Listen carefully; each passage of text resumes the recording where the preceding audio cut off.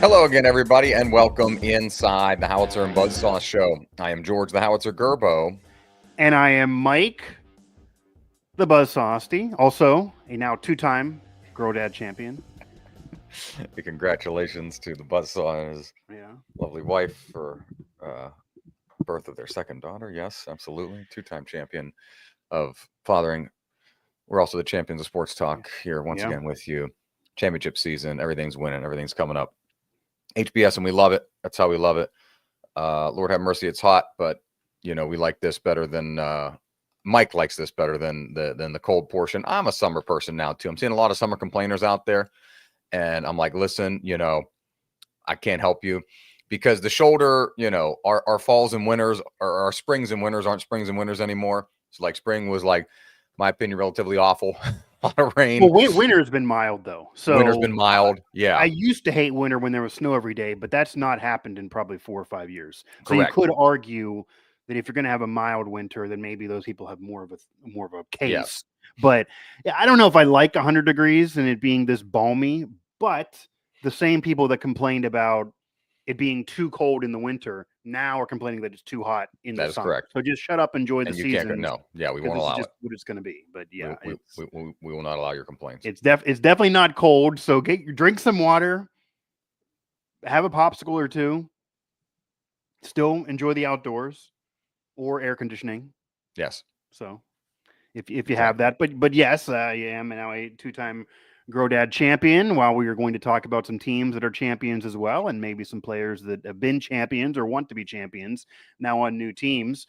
But I will tell you, George, that it's also interesting for history in the future, because there might be documentaries made about the day my second daughter, Lucy, was born. Because on June 5th, 2025, that day will live in infamy. You can rank it however you will, but it was the birth of my second daughter. It also was the exact same day that Aaron Rodgers finally made his decision to officially join the Pittsburgh Steelers.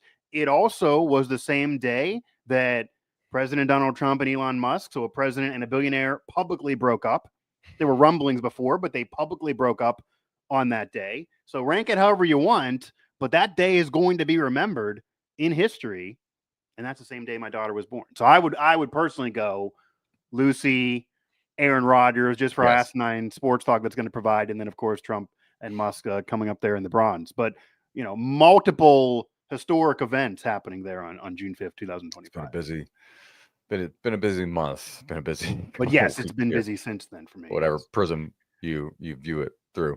Yes. And we'll touch on the sports angles of everything here. Aaron Rodgers got a lot of stuff, man. A reminder, you can find the HBS wherever you get your podcast. Search Howitzer in your favorite podcast app, on YouTube, on Apple, Spotify, TuneIn, and more. Also, a shout out to Kellen B. Conley and the Hyphen Podcast Group. All the music you hear right here each week, each time on the HBS is courtesy of B. Hyphen. And check us out as part of Hyphen Podcast Group on socials and online. You can find us on social, on X or wherever, at Mike Asti 11, at Gerbo 3, at Howitzer Buzzsaw for the show handle. Of course, if you can't find us, because we are available everywhere you get your podcasts, you are just not trying hard enough. And that continues now into the summer lull. But in this day and age in the sports calendar, the summer doesn't allow the sports calendar to sleep. Mm-hmm. It is a championship season, championship capping season for the Oklahoma City Thunder and the Florida Panthers as they round out their schedules in pretty dominant fashion for both of them. We'll start on the basketball side of the ledger, Mike, and you get kind of this same but different feeling as we did last year with Boston, where Boston was such a dominant team and everybody's like, oh, they got to have some kind of flaw in there or whatever. And it never really materialized. And Boston, won the title going away last year. And then this season, Oklahoma City, they're a juggernaut. All the advanced metrics and analytics backed them up. They were a darling of those folks who follow the game analytically. And hey, can anything stop them? The Denver series was kind of fun, and then that may have really been the best, second best effort to what Indiana was able to do, just continuing to be resilient where the Pacers and come back. And then, of course, Tyreese Haliburton, who was already playing somewhat injured. Unfortunately, finishes the job where he's torn his Achilles tendon. He'll be out for the next season now. And Indiana hung around till halftime there, but it was Oklahoma City's game to win, and they did, going away late for their first championship. And so you have last year in the NBA with the Celtics as a historic team, dominant team in the history of the league, winning another title and doing so in a dominant fashion. Then you flip the coin here, and here's Oklahoma City winning their first title in Oklahoma City. They won one in the 70s when the franchise was in Seattle, but new for the Oklahoma City market. And it's got kind of this weird finality to it, in that, nobody's really like overly energetic, happy, whatever. It was kind of a finals that a lot of people panned from the start. We got good basketball games in there. We got some good basketball in there, but this finals and the way OKC wraps it up, it almost seemed like just the punctuation point and not or just a period and not an exclamation mark on their season. It's kind of almost what they were expected to do and ended up doing. So it's shout out to them and take nothing away from them. But the season kind of falls flat there at the end, even with a game 7 in the playoffs. And we've now had 7 different champions, Mike, in the last 7 years in the NBA, which is an abnormality for a league where you could count on your hand the 5 teams that won all the championships. Yeah, first time ever. I mean, what people don't say, though, with parity is, ironically enough, in these last 7 years, multiple historic franchises did win. The Warriors won another one. The Celtics won last year. So it's not like we totally got different franchises in these 7 years. The Lakers have won one. So 3 of those had won prior franchise-wise and then were part of this. But they didn't go back to back. We've had 7 consecutive years with a different champion. And now the conversation is, will Oklahoma City kind of buck that trend? Will they be different? Will they go back to back? Will they be a dynasty? Unlike the others that had different reasons why they kind of were just singular championships. Lakers doing it in the bubble, the Celtics having their run last year to cap off their streak of so many years with deep postseason runs, and then Jason Tatum getting hurt in this postseason, so that kind of derailed them.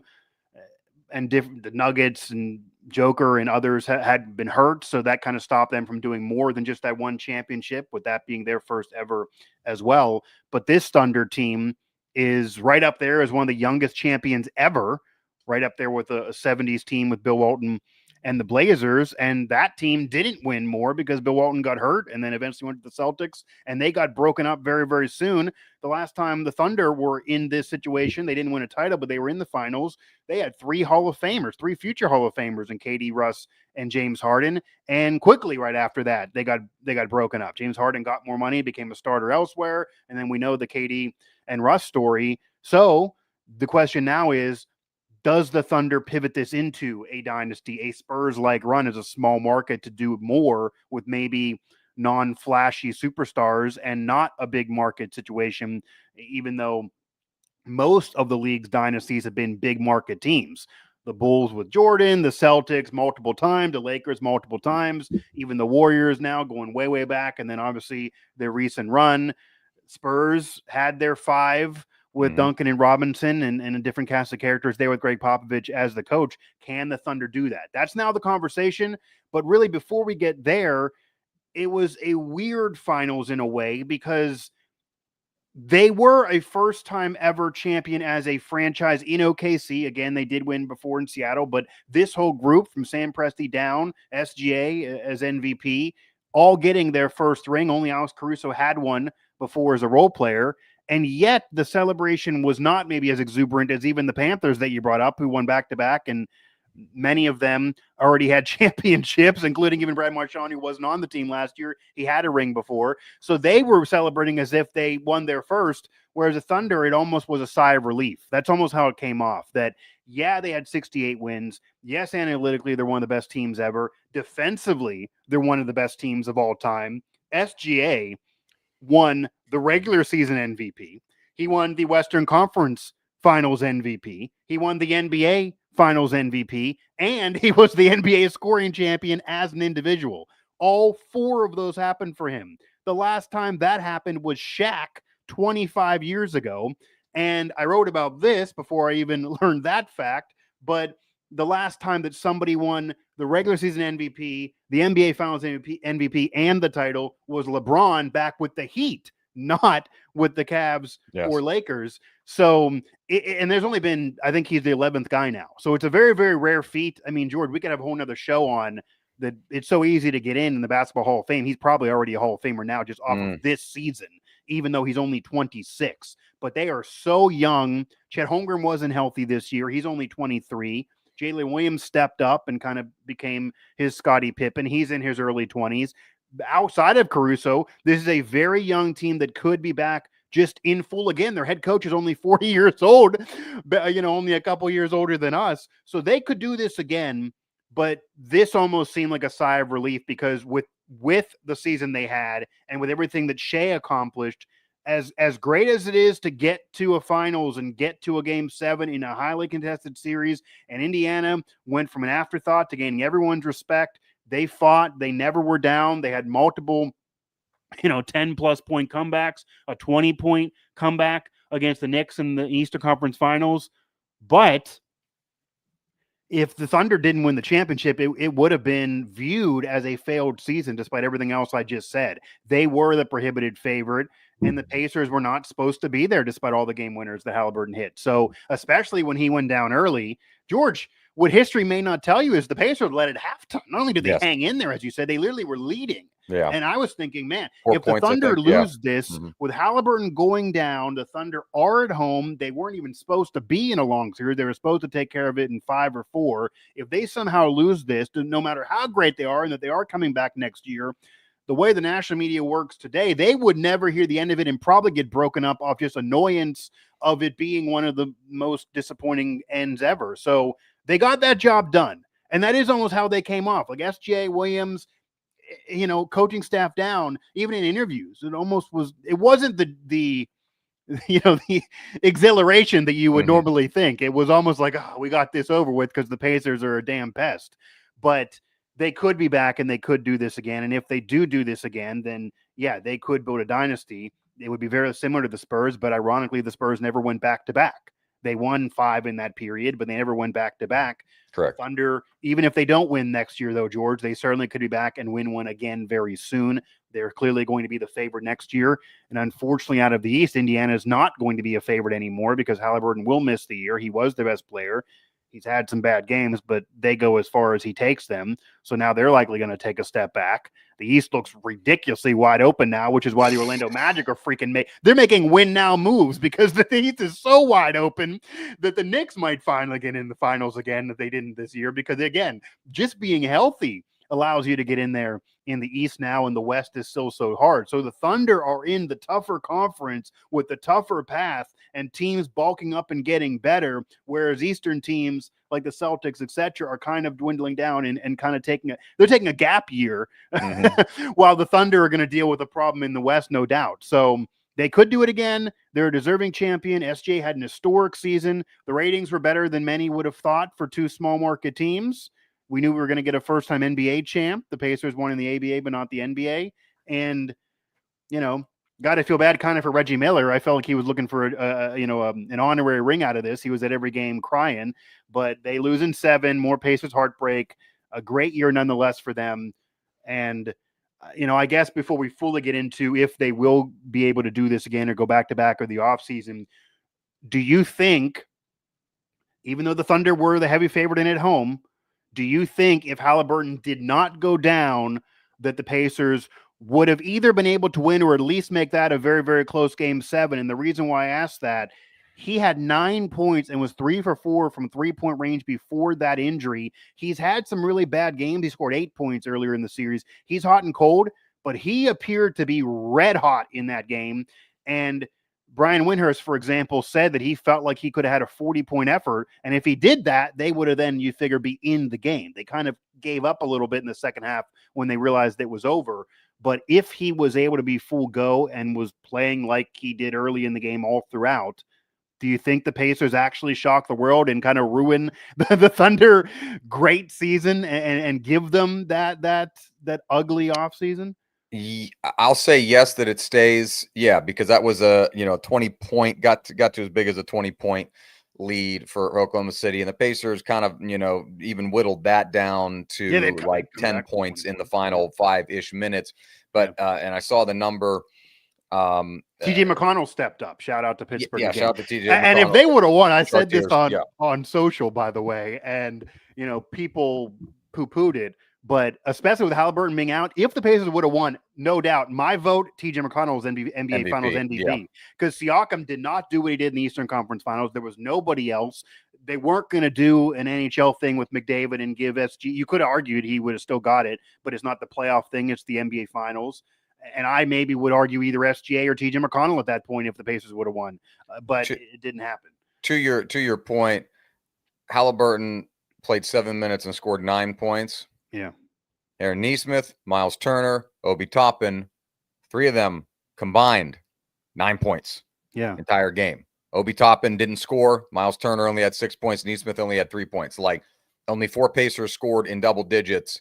And Obi Toppin admitted that he was phased by the injury, that he couldn't mentally get out of it. He actually admitted that. Yeah. And it's like if the 3 guys that I mentioned, can combine for 18, we're talking about a game that's a little bit different, let alone if each of them could have got to double digits, specifically Nesmith. So, and the potential's there. I mean, Siakam was the Eastern Conference Finals MVP. He's won a championship before. Yeah. He scored 20, 30-point games before. And Siakam didn't get their best effort in Game 7, unfortunately. And the only one giving the best effort was Haliburton, who then goes down and then out for a year.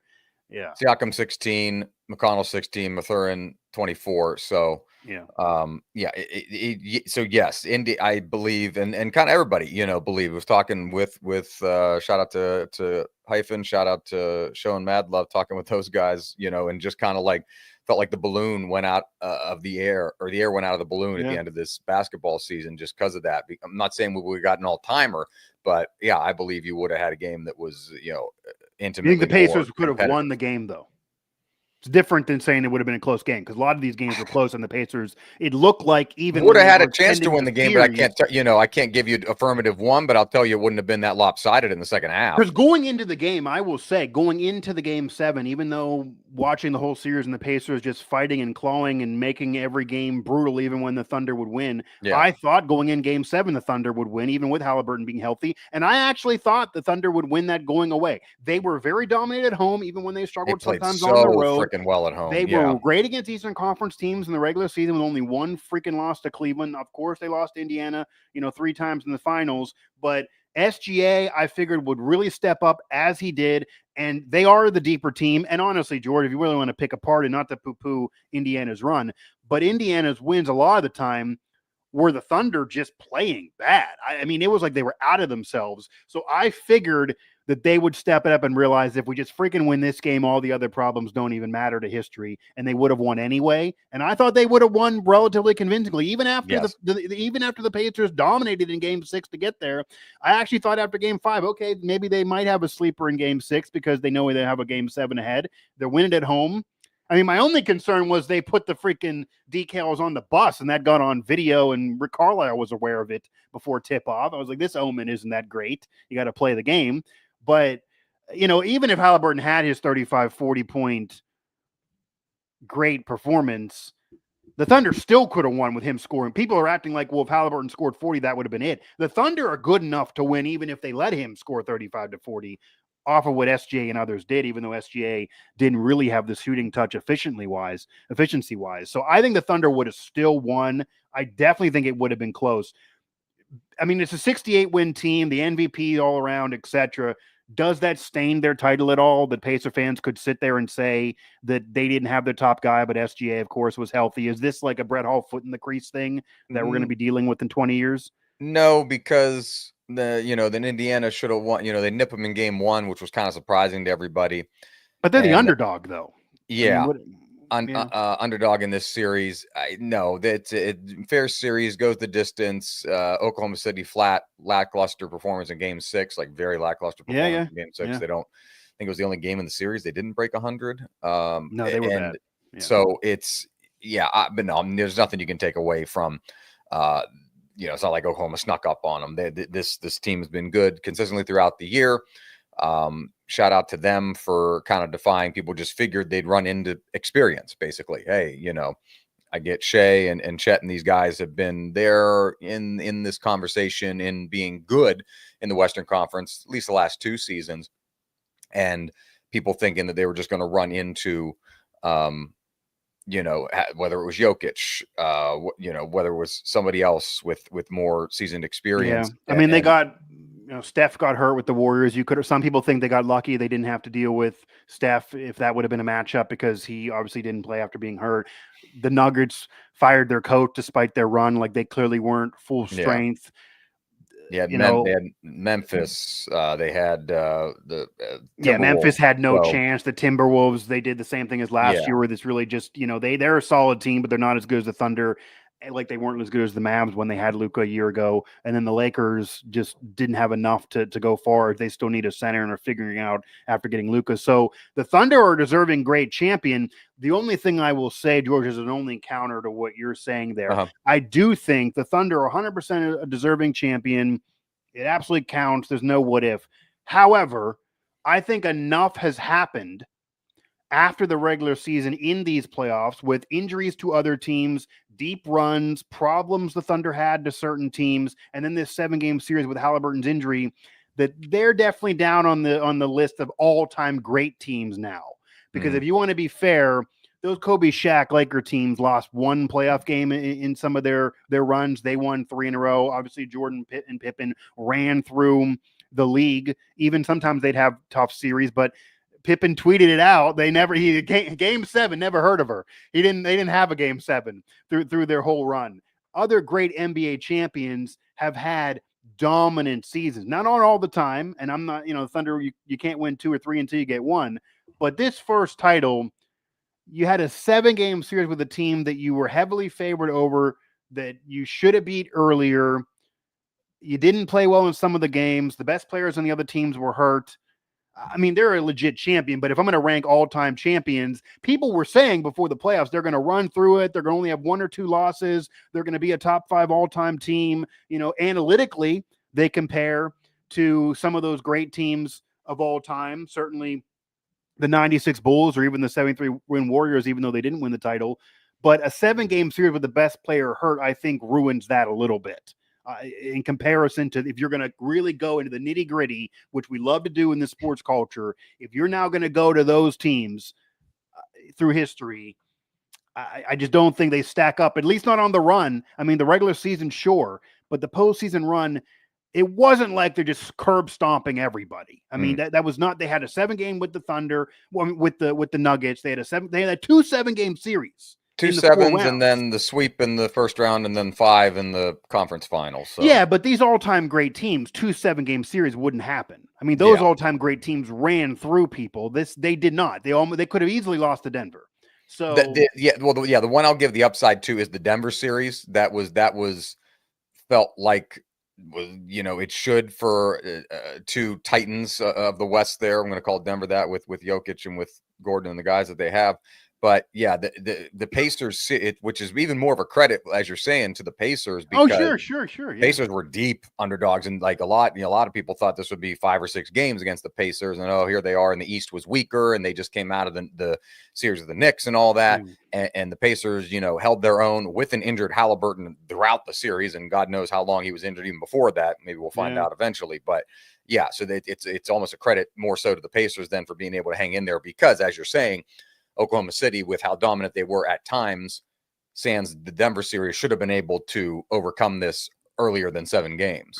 Yeah, and again, this is, they're still a champion and a legit champion, and SGA had one of the greatest individual seasons of all time. He's probably already a Hall of Famer based on how the Basketball Hall of Fame works. However, prior to the playoffs, people were comparing this to the 96 Bulls, the 73-win Warriors, Shaq and Kobe, dominant teams, Lakers in the 80s and going further back, the Larry Bird, Celtics, and some of those runs. And can they go through and not lose a game? Or can they only lose 1, 2, or 2 games at the most? And after running through Memphis, it was like, who's going to ever beat them in any games? And that was a little cart before the horse. Yes. That's all I'm saying. I mean, you have 2 7-game series. That's just a bit much for me. Boston that didn't happen. Boston last year only loses 3 games. Boston, you could argue if going into the regular, because they also won 60+ games. So going the regular season to this year, based on through the postseason, comparing to the Celtics last year and the Thunder this year, one's a big market, one's a small. Historically speaking, you could say the Celtics had a better season individually, and in their franchise history, that wouldn't even be top 3 or 4 all time. It's the crazy part. Swept the Pacers in the conference finals, and they won the other 3 series in 5 games. Like that. Right. Yeah. So historically dominant. Yeah, and it's not like it's been that long since we've seen teams have dominant runs, and maybe you could, if you're the Thunder, what their fans would argue, and they have a legit argument here, which is why I think they could maybe win multiple. They can be a Spurs thing, and they maybe could go back to back with their age. That unlike a lot of those teams, even going back 50 years, whether it's bringing players on or somehow just landing on all these Hall of Famers homegrown style, they were all super teams. This Thunder team, SGA is going to be a Hall of Famer, but, Williams, if he gets on some rings, probably will be. But this isn't really a traditional super team. This is a homegrown team. SGA was in that Paul George trade with the Clippers. But otherwise, they drafted everybody up. They were bad for years. They did a very Sam Presti kind of Moneyball, small market thing where we knew we were going to suck for years, but we're going to build it up. We're going to get a lot of picks and trades. We're going to stockpile the talent. We're going to punt years and not worry about it. And then we're going to get here and be rewarded finally 15 years later, basically. This is 17 years later to his rebuild to get this championship for Sam Presti. So because of all of that, you could make the case that them doing this maybe is more impressive or harder than, say, when you have KD and Steph together, or Jordan and Pippen, or Shaq and Kobe, or Magic with Kareem, etc., Bird, McHale.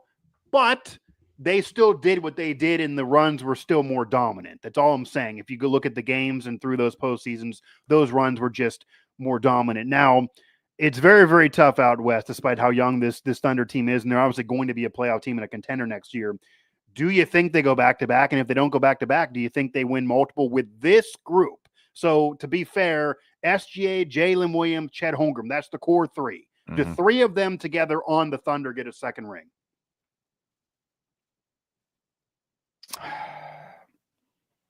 I think there's so much flux, Mike. Is like I've tried to wrap my head very, around. very young. I could give you the next decade. Yeah, and I got the graveyard of all the people, teams who are young here, and I want to take the period here, as we kind of mentioned, with 7 different champions. Again, for the NBA's first 40, 50 years. Yeah, it was like 6 I'm going to give you the Celtics, the Lakers, the Pistons, the 76ers, the Warriors, like those teams. I'm going to give the Celtics, Lakers, Pistons, and Bulls, and that's that's 3 decades plus of championships. And then Dallas got kind of good, won some titles in there. You talked about San Antonio. Well, and it's true, a dynasty in a different sense, in the way that they were able to do it consistently over the course of a decade, with some of the same pieces, but also putting in some new pieces as guys like David. Yeah, that's how you do it. You have to build around. Like the Thunder would have to replace Alex Caruso, for example. He will not be there the next 10 years. They need to replace him, like the Spurs were able to do, and the Warriors would be another team in there going way back to. The incumbency in Oklahoma City is harder because that Western Conference is vastly stronger than the Eastern Conference, which almost makes you think. Don't you think Sam Presti can build around the big 3 though? If Greg Popovich and the Spurs could do it, why couldn't Sam Presti give me a new Alex Caruso? Like, he's replaceable. It's not like you can't find new Alex Caruso in 2 years. I still don't. You're not going to lose those 3 guys like you did Harden, KD, and Russ. I guess is what I'm saying. Call me short-sighted here, and you can. I get that he's the MVP. It's going to sound like shade on them, and it's not. Why would you want to go play there? It's not to play with SGA and win a title. That'd be. But here's the counter to that. Robert Horry, who already had rings, wanted and got on San Antonio because they were winning championships. He didn't want to live in San Antonio. He got on there because he wanted to win championships. Steve Kerr, after the Bulls broke up, they, a lot of those players were asked, where do you maybe want to go? The franchise helped them out. He wanted to go with Pop and go to the Spurs. Nobody wants to move from Chicago to San Antonio if you're a person who's in their 30s, but they wanted to win championships. Would you not have that same situation happen with the Thunder now? That the way NBA culture is, you can live in and go anywhere on a private jet every day, but you got to get your ring or you're not respected. I'm going to go to the 26-year-old who's going to be there for the next 10 years. Maybe I land on one there. It's basically, do you believe that Shai Gilgeous-Alexander is going to get into, and I get these, again, not taken away because he's won the MVP and everything, is he going to get into that Jokic stratosphere? People, Nikola Jokic right now, arguably best player in the world. You could argue it. I'm not saying it. You could argue it every single season of his career, really. I mean, even the year Embiid argued that he should have won MVP. Yes. Joker still had an argument that it was him. And the reason why they went far despite firing their coach is because Jokic can carry them on his back at times. Yes. But, But if you're a free, and they got rushed there. It's not like they bought tons of free agents either, though. The free agents still want to go to the big markets, but when you win, you do bring more in. And I don't think a player would want to be there for 10 years. But if I'm a 30-some veteran who still has a lot of gas in the tank, like a Ray Allen at the end of the Miami Heat run, wouldn't that player consider OKC just to get a ring? Again, you'd rather live in Miami than OKC, but OKC might give you the best path to win a championship. But those examples are still, at least in my opinion, you're going to play with someone, and the width of LeBron James and Dwayne Wade is a bigger width than playing with SGA. And it sounds like I'm hating. I'm not intentionally trying to hate. I'm just saying that is what I'm saying. But I think you're not getting the season SGA had. He had a better individual year than at 26 years old than any year LeBron had before he was 27. Yeah. I just need to see it backed up. I just need. And he was good last year too. It's just basically it hinges and to your point, like he was runner up to Joker for an MVP. He could have won two. To your point, there's going to be veteran guys who will be like, I'm going to take. Will there be veteran guys? And probably, we'll find out who they are. I want to take a leap and get on this train now, as it's just leaving the station, with how good Shai Gilgeous-Alexander is, if you believe that he's going to make the leap and become a generational player in the NBA. Very young. Unless you think he already is. I mean, again, I'm not even joking around. I literally think if he broke his leg tomorrow and had to retire, he would argue for the Hall of Fame today. Now, I do think the Basketball Hall of Fame is watered down. Yeah. But when you look at the individual season he had, he won everything imaginable, and we're always talking about what people have on their resume. He's only 26 years old. You're hitting your prime then. I don't see a reason why you would figure he wouldn't he could get better than he is now. Yes. I don't see a reason why he wouldn't have the trajectory. And as a guard, the only difference of Joker, and it arguably is a benefit to SGA, is you would figure Jokic's body is going to break down sooner than it has so far. He's not in shape. Like if Nico Harrison was in charge of the Nuggets, he would have traded him because he was in that Luka build with a dad bod, basically. But SGA is an athletic freak who doesn't carry tons of weight. He's almost lanky like KD was. Because of that, he shouldn't get hurt and miss tons of games. And I think also, despite how stacked the West is, they're good enough with Jalen Williams now at his level that you probably could do load management with SGA and have him play 60 games, not 80, and then you're in the playoffs and he makes a run. I don't think you need to kill yourselves. Maybe they're like a Florida Panthers where they don't need to be a 1 seed. They can be a 3 and then run through the playoffs. That's how good they are. Yeah, that I think is the key, because you've got Denver. I think Golden State redoubles their efforts. It'll be curious to see what Houston does now, because you bring in Durant. The Lakers get a freaking center. The Lakers, they're still. Whereas on the East, we're talking about. Then arguably, I know if they were in the East, they'd have a LeBron James 10 straight years in the finals. Yeah. It'd be wide open. Knicks and the Pacers, and that's really all we got in the East. So history is against them, and I'm betting with history is basically the long and short of my argument. In looking at these last 7 teams, and when I saw the graphic and I saw the names of that, the first thing that came to my mind is that 5 of them have fired coaches. And so of those those teams that in the last 7 years that have won the championship, only Steve Kerr and now Mark Daigneault remain as coaches. The Lakers fired Vogel, The Nuggets, of course, fired Mike Malone. Joe Mazzulla took over after the Lakers Celtics. are like 4 coaches away from Vogel at this point. Yeah. The Bucks fired 2 coaches since fired Budenholzer, fired Doc. The Celtics had to fire Udoka, and there's some other reasons in there that, of course, and the allegations against him before Mazzulla led them to the championship. So 7 teams. Thunder aren't going to do that, though. That's another advantage, I think, to SGA. I think this is why I'm comparing it to the Spurs. That even during the Spurs run, Lakers won a bunch, teams won a bunch, but a lot of those teams, like the Mavericks, were in 2 finals, but had 2 different head coaches. Those big market franchises where they've won before or not, they have a knee jerk, like especially NBA. They're very quick to make moves because the fan base gets crazy, especially in this era, which is why you're seeing NBA champs and coach of the year get fired so soon. And sometimes it's unfair, but sometimes it works out. Like the Knicks firing Thibodeau seems insane. It's the best year they've had in 25 years. But George, once you think that's insane, then you look at history. You look at, okay, Mark Jackson got fired, then they went on a dynasty. The Cavaliers fired a coach, and then they went to the finals every year. Like it does actually work. Cavaliers sometimes. Fired David Blatt mid-season, and then won. And then they go to the finals and have their 3-1 comeback and make history. So it can work. It certainly cannot as well. But my point is, Sam Presti and the Thunder have taken so long to build to this point with such young talent, and now they're champions, that I would imagine they're going to copy more the Popovich Spurs thing of win or lose. Maybe we don't go back to back, but win or lose, we are going to ride it out with this core group. We're going to build around this group. We're going to get SJ in the Hall of Fame. We're probably going to get Williams there too. We're going to have one head coach that we're going to make a legend because of all the rings he's going to win, like with Pop. I mean, Pop's a legend, but before the Spurs run and Tim Duncan got there, he didn't win any championships. So you have to get Hall of Famers, and then once you get them, you start on winning. But the Spurs won in 99, they took a break until 03. Then they won in 05, 07. Then the matchups against the Heat. My point is, they had years where they got disappointed. If we're sitting there after 99, they had several years in a row where they didn't win, and the Lakers went on their run. They didn't freak out and fire coaches and get rid of everybody and have this modern day. I mean, maybe if social media existed then, but they didn't tear it all up. They kept going.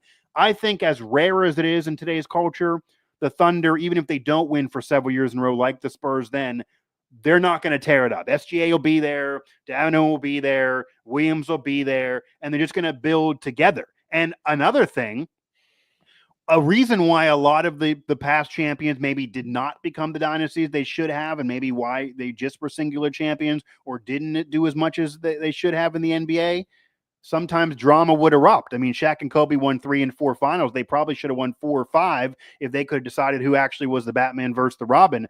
I don't see that happening to this Thunder team. Not a lot of I don't see a drama here. I mean, SGA is very willing to give everybody else credit. They're very willing to take a back seat to him. I mean, unless Jalen Williams 3-4 years in is starting to do the Scottie Pippen and get upset that no one talks about him because SGA gets all the credit. I just don't foresee any drama like that erupting. I don't foresee them firing anybody because they lose a series. Like, George, if this was the Lakers and they had this young team and then they would get upset next year, they would fire a coach. I don't think Davino's getting fired next year if they don't win the title. So I think that's a benefit. I agree with you. Yeah. eventually could do this again. Do they go back to back? I definitely don't think so with how loaded the West is. But I think if you're giving me the next 5 years, do they win one more? Do they at least get in the finals one more time? And then once they're there, they certainly could win. I do think they get one more. And as you touched on, the singular champions to NBA history, the Mavericks with Dirk, those teams, they're actually rare. Most of the time, when you win one, you end up getting another one later. In the history of this league, except Denver, the Mavs, a few others, and obviously this run here with 7 different champs. But some of those franchises have won before, so I think they can. Now, I guess last point before we get to more of the offseason talk, and this is kind of popping a balloon for the Indiana fans, and they are a great, great fan base.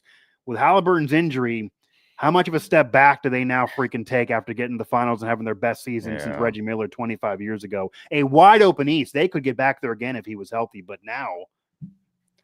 Yeah, it like diminishes your slot from being, let's say, a top 4 seed in the Eastern Conference to now we may be talking about the Pacers as a play-in type of team, unfortunately. And that sucks because it's so wide open in the East. Yeah, and it's just when you look at the landscape like that and how bad some of these other teams are in the East. Yeah, I like you said, I like what Cleveland, great team. Cleveland's young, but also has more veterans. Yeah, but that team's gonna get broken up for money pretty soon. They're in that second apron thing, and if they don't, I mean, Donovan Mitchell, if some of those guys want more money, they're going to break that squad up. Yeah. And Pacers, of course, were, the 4th seed. So Cleveland was the best, Boston, right. the Knicks, and then them. But Indiana beats the Knicks every damn year. If you're saying the Knicks are the favorite, Indiana clearly can beat them. But not without Haliburton. The Knicks are the Knicks. You just got to kind of Knicks. You got to take the Knicks with a grain of salt that they're going to have good players and they're going to make everybody excited. And then something. Freaking Orlando could come out of the East, and I wouldn't be surprised. I like Orlando. Yeah, Orlando's Paolo bench. Shout out to Paolo. They gave up too much. I would go for it now. This is the time. Yeah. The Heat haven't necessarily done much of anything, but they're in trade talks. Atlanta has made some moves, but again, you do have a, kind of an unhappy Trae Young. Can he capture the Trae Young of 5 years ago and put them back and get them to Atlanta was the best team in the East just a few seasons ago. I know. Yeah. Can Toronto get back? Because they will. Toronto. The Pistons, after being god awful 2 years ago, were a pleasant surprise. 44-win team this past year, and they've got some talent. So, yeah, it's and a lot of this, of course, Mike will say, kind of hinges on if anything that Giannis Antetokounmpo does, that we keep talking about him. Is he going to move? Is it because Damian Lillard, the Bucks are basically out of it with Damian Lillard missing the whole year, which is why Giannis could leave. Yeah. But if Giannis joins the Knicks, for example, they should run through the conference. Miami would be interesting. If he joins Miami, then they certainly should make a deep run just off of him. You would imagine how wide open it is that Giannis. We can talk about Joker in the West. As we stand right now, despite how the season finished, Giannis is probably the most dominant, best player in the East. So if wherever he chooses to go could certainly shift the balance of power. And if he joins the West, he really makes that freaking brutal. But with KD now in Houston, that's probably less likely. But if he would really, it seems like if he moves, and if I were him, I certainly would. You're not winning another one with Milwaukee. He's already done it there. He's already a legend there. But if he does move, really, if I'm him, as insane as this sounds, because they haven't done it in so long, the Knicks are probably the play. It feels like you plug him on that team, then they're going to probably be too much to have anyone stop them. But especially with it being so wide open, and where else is he going to want to go? Maybe you want to rather live in Miami. But if you're in Miami, you don't have a co-star unless you think it's Tyler Hero. With New York, you'd have Jalen Brunson as your co-star. But wherever he goes, if he doesn't move, I'll tell you this, George, if he does not move from Milwaukee, then the East is basically New York, Cleveland, Orlando.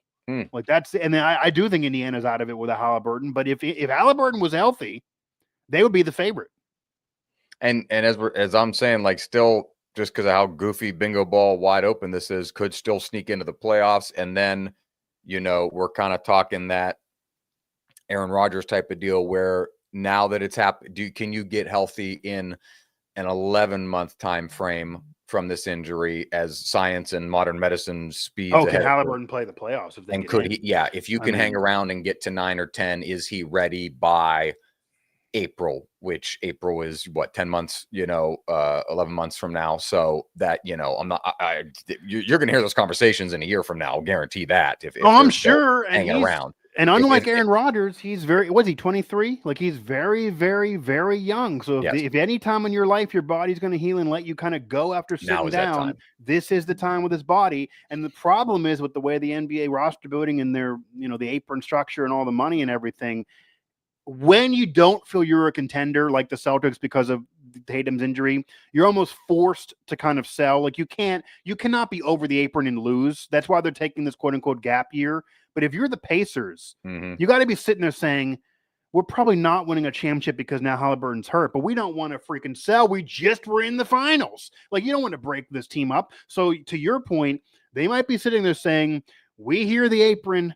We're going to hold steady. We're going to bite the bullet. We're going to try to get a friggin' 8 seed, and then we're going to hope he can play in the playoffs. And then if they somehow win a series, that'll be a big win. And then next year he'll be fully healthy, and then you can really go for it. Or even if they make a postseason run with him, maybe they can come out of the East because it's been so wide open. So we've seen 8 seeds do that with the Heat. Like, teams come out of nowhere in the East sometimes. They might be thinking that they're going to really hope he can play in the playoffs. Problem is, it's almost impossible to bank on that. Like, that's a really horrible season you're banking on if that's your meeting in December. But it really does suck. And I will say, not so much taking away from the Thunder's title, but having a player go down like that who built his star power up so high that it even now kills him individually as a superstar, to have him go down that way, it does suck if you're marketing the sport for the next season. Like, that really takes some steam out of the Eastern Conference and the NBA trying to say, oh, anybody could do it. Anybody could do it because, like, no one's really good in the East. Like, you would just, the team that was just in the finals, the best player that did the Reggie Miller choke sign is now going to be out for a year. Like, that sucks. And then you have the Achilles season with Damian Lillard's a future Hall of Famer. Haliburton now had a great postseason, and Tatum's already an NBA champ and a gold medalist, and the three of them are out for the year because of the Achilles. So, like, do we have an Achilles problem in the NBA? Is that the next conversation? Yes. Yeah, the short answer is yes with Hal. Well, the short answer is these guys all had calf strains first and then wanted to play. Here's the problem. When you have a calf strain, you shouldn't play, but you're not going to convince Haliburton to not play Game 7. But that, I mean, I don't know how you fix it, but we can't keep seeing the best players in the league go down with Achilles because it's a year-long journey. It's not like, it's worse than back in the day when you'd have baseball players go out with an ACL tear and they're out half a year. This is like a year and a half thing. We've seen that with KD and others. Like, this does hurt you. I mean, I don't know do you think there's anything to be done? Like, if you're Adam Silver, are you sitting down saying, I cannot have this? Like, we need to stop the Achilles situation. I apologize that I didn't write down the source of the medical survey that I actually read. So Kobe Bryant introduces, I don't want to say introduces, but kind of popularizes low tops toward the end of his career with his shoes, with his eponymous Nike shoe. Was it after his Achilles? Is that what you're saying? And he has the Achilles injury. So you have 3 guys in this year's NBA playoffs that are all wearing, and granted, high tops aren't a thing anymore in this game. Everybody's wearing the low top shoes. The study, and I forget what university, and it wasn't like a kook study, like actual medical peer reviewed study, said that you can a 7% to 10% increase in support for the Achilles tendon and for that part of the ankle with a higher top shoe. I mean, that's kind of physics, kind of science, right? Sure. That if I've got something that goes up further there, that a high top shoe laced around that part of my ankle will help. And the funny part is that, of course, it's not coming on, when we talk about ACL or ankle or whatever, those are your lateral movements, right? The ligaments around the knee this is worse. Are holding it lateral. The Achilles is in the back here. So that's the launch motion. That's when you're pushing off, and there's nothing back. A high top shoe kind of can, brace that up a little bit and add some strength to it. And in these low tops, what did Tyreese do? It was on a first step when he's trying to launch, and pops like a rubber band, like everybody talks about, and it sounds friggin' terrible.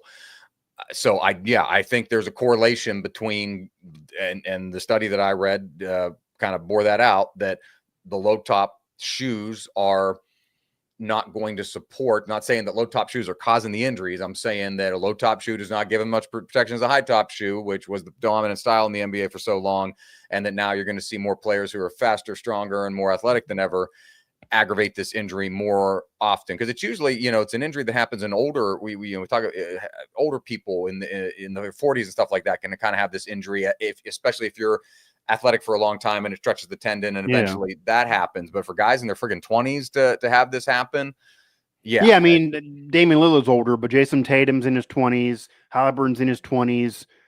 We've seen players have this injury in their 20s. Kobe Bryant was older, but it just sucks. I mean, I guess you can convince them shoe-wise, but I feel like the way the NBA players are so tied to their marketing deals with Nike, Adidas, wherever, Reebok. They make high top. Nike still makes dunks, dunk highs, Like, you would need to convince the shoe company to start making some shoes for these guys. KD was in his 30s at the time. Maybe he was on the tail end of his 20s because that was years ago. It was 2019. It was 6 years ago. As insane as that sounds, I can't believe 2019, 6 years ago. But it was 6 years ago in the finals against Toronto when that happened to KD. So he was kind of on the fringe of late 20s, early 30s, and that happened to him. And he, a Hall of Fame player, it took him a year or so to get back and be what he is now since then. So it can happen. Haliburton's very, very young, but it does take them out of it next year, and it does kind of put a balloon, pop a balloon a little bit into such a great NBA Finals for that to happen. And that's why it became the freaking headline story. It almost was the post-game shows. Thunder win. Yeah, they were supposed to. It was longer than it had to be. SGA is great. Okay, let's talk about Haliburton for 25 minutes. But that's just a situation. And it really does suck because you have to imagine they are just out of it next year. And you're almost in a gap year if you're them. But if he was there, you'd have to imagine they would absolutely be the favorite. But I guess I will segue, George, because now we've moved from the NBA Finals to the offseason of chaos, which Sham said it would be the craziest offseason, and I didn't believe him because we've seen some crazy offseason, but we are getting some craziness so far to maybe have him eventually be correct. We threw out Giannis as that tipping point that we'll get to maybe on a future show when that officially happens. But Kevin Durant, Kevin Durant. Speaking of the Achilles, Kevin Durant is on a new team, his fifth team, once again going to a new team after a brief period since leaving the Warriors. The Warriors have won since the breakup. He is not. He's barely getting out of postseason series. He's still been a great player, though, individually, but the Suns thing was a mess, maybe even more so than the Brooklyn tenure was. He's now on Houston. They were right behind the Thunder. They won 50-plus games. They had Fred VanVleet that's won a ring before. And he is a great player. They have a lot of young pieces around KD still because they didn't give up all that much. They didn't give up these 4 or 5 first-rounders like in other trades because of money. They gave up second-round picks and Dylan Brooks. You put KD on the Rockets right now, still at his age, playing like he's been and all the pressure that will be on him. Are the Rockets now a legit contender? And are they the team that may be going to ruin the Thunder from going back-to-back? What does KD on the Rockets do now for the balance of power? He goes to the West. It is still very, very brutal. He's still in the West, but I mean, it's not what it was. It's not Giannis. He's not in his prime. You didn't get all the first round picks, but KD moving teams is still a gigantic big deal. I think you can still slot them, top 3. They were the second best team in the West this year behind Oklahoma City. That's what they were without KD, though. Which is what they were without KD. But it's kind of like, I hate them losing Dylan Brooks. They were such a good defensive team, and like that. I keep going. My 2 favorite series in this year's, 2 favorite series. I didn't. We'll put Pacers. Knicks was number 3. Golden State, Houston is like 1. Series. Honest to God, like that was a first round. Before Steph got hurt, right? That was so freaking fun. Yeah. They were better than a first round exit team. They just played the Warriors. And they just played the Warriors, and him and Draymond and Brooks going up against each other. Like that was fun. So they lose Brooks. They trade away their, they gave away a haul, but it's also like, they had the 10th overall pick. I don't think it's a haul if you look at the other deals. I mean, Mikal Bridges got traded for 5 first-round picks, and KD's going for a couple second-rounders and Dylan Brooks. I don't know if this is a haul. The pick swaps in the NBA are getting wild. We're swapping picks out to like 2040 at this rate. Yeah, I don't think this is. I think this makes sense for the Rockets. They're in win-now mode. They needed a big player like this. Jalen Green, Dylan Brooks, 10th overall pick, and then 5 second rounders. But Kevin Durant still has good basketball in him. And when you put him, it had to be a situation like this where when he kind of showed up in Phoenix, I want to say that was cobbled together. It's like, all right, here's Booker, here Bradley Beal, and like, God bless. They thought they had a big 3. That's what Matt Ishbia said. There was a big 3. No, like they Bradley still can't trade Beal. By the way, they still can't get off of Beal. When the Wizards traded Bradley Beal, and rightly so, like you were on the tail end of the height of his capabilities. I don't know why anybody thought, and it sound like I'm a hater, maybe I am. I don't know why anybody thought Bradley Beal was going to eclipse what he did in Washington, and his peak in Washington was. Well, he was a third guy, though. He didn't have to be. I mean, he only needed to be the third guy behind Booker and KD. It just he didn't even get to that level. Exactly. He didn't have to do the Washington thing with Phoenix. No, I get that, but I think a lot of people thought he was going to, and that was not the case. He didn't need to. It's just that he did worse. He didn't need to, nor did he. Yeah, nor did he do half of that.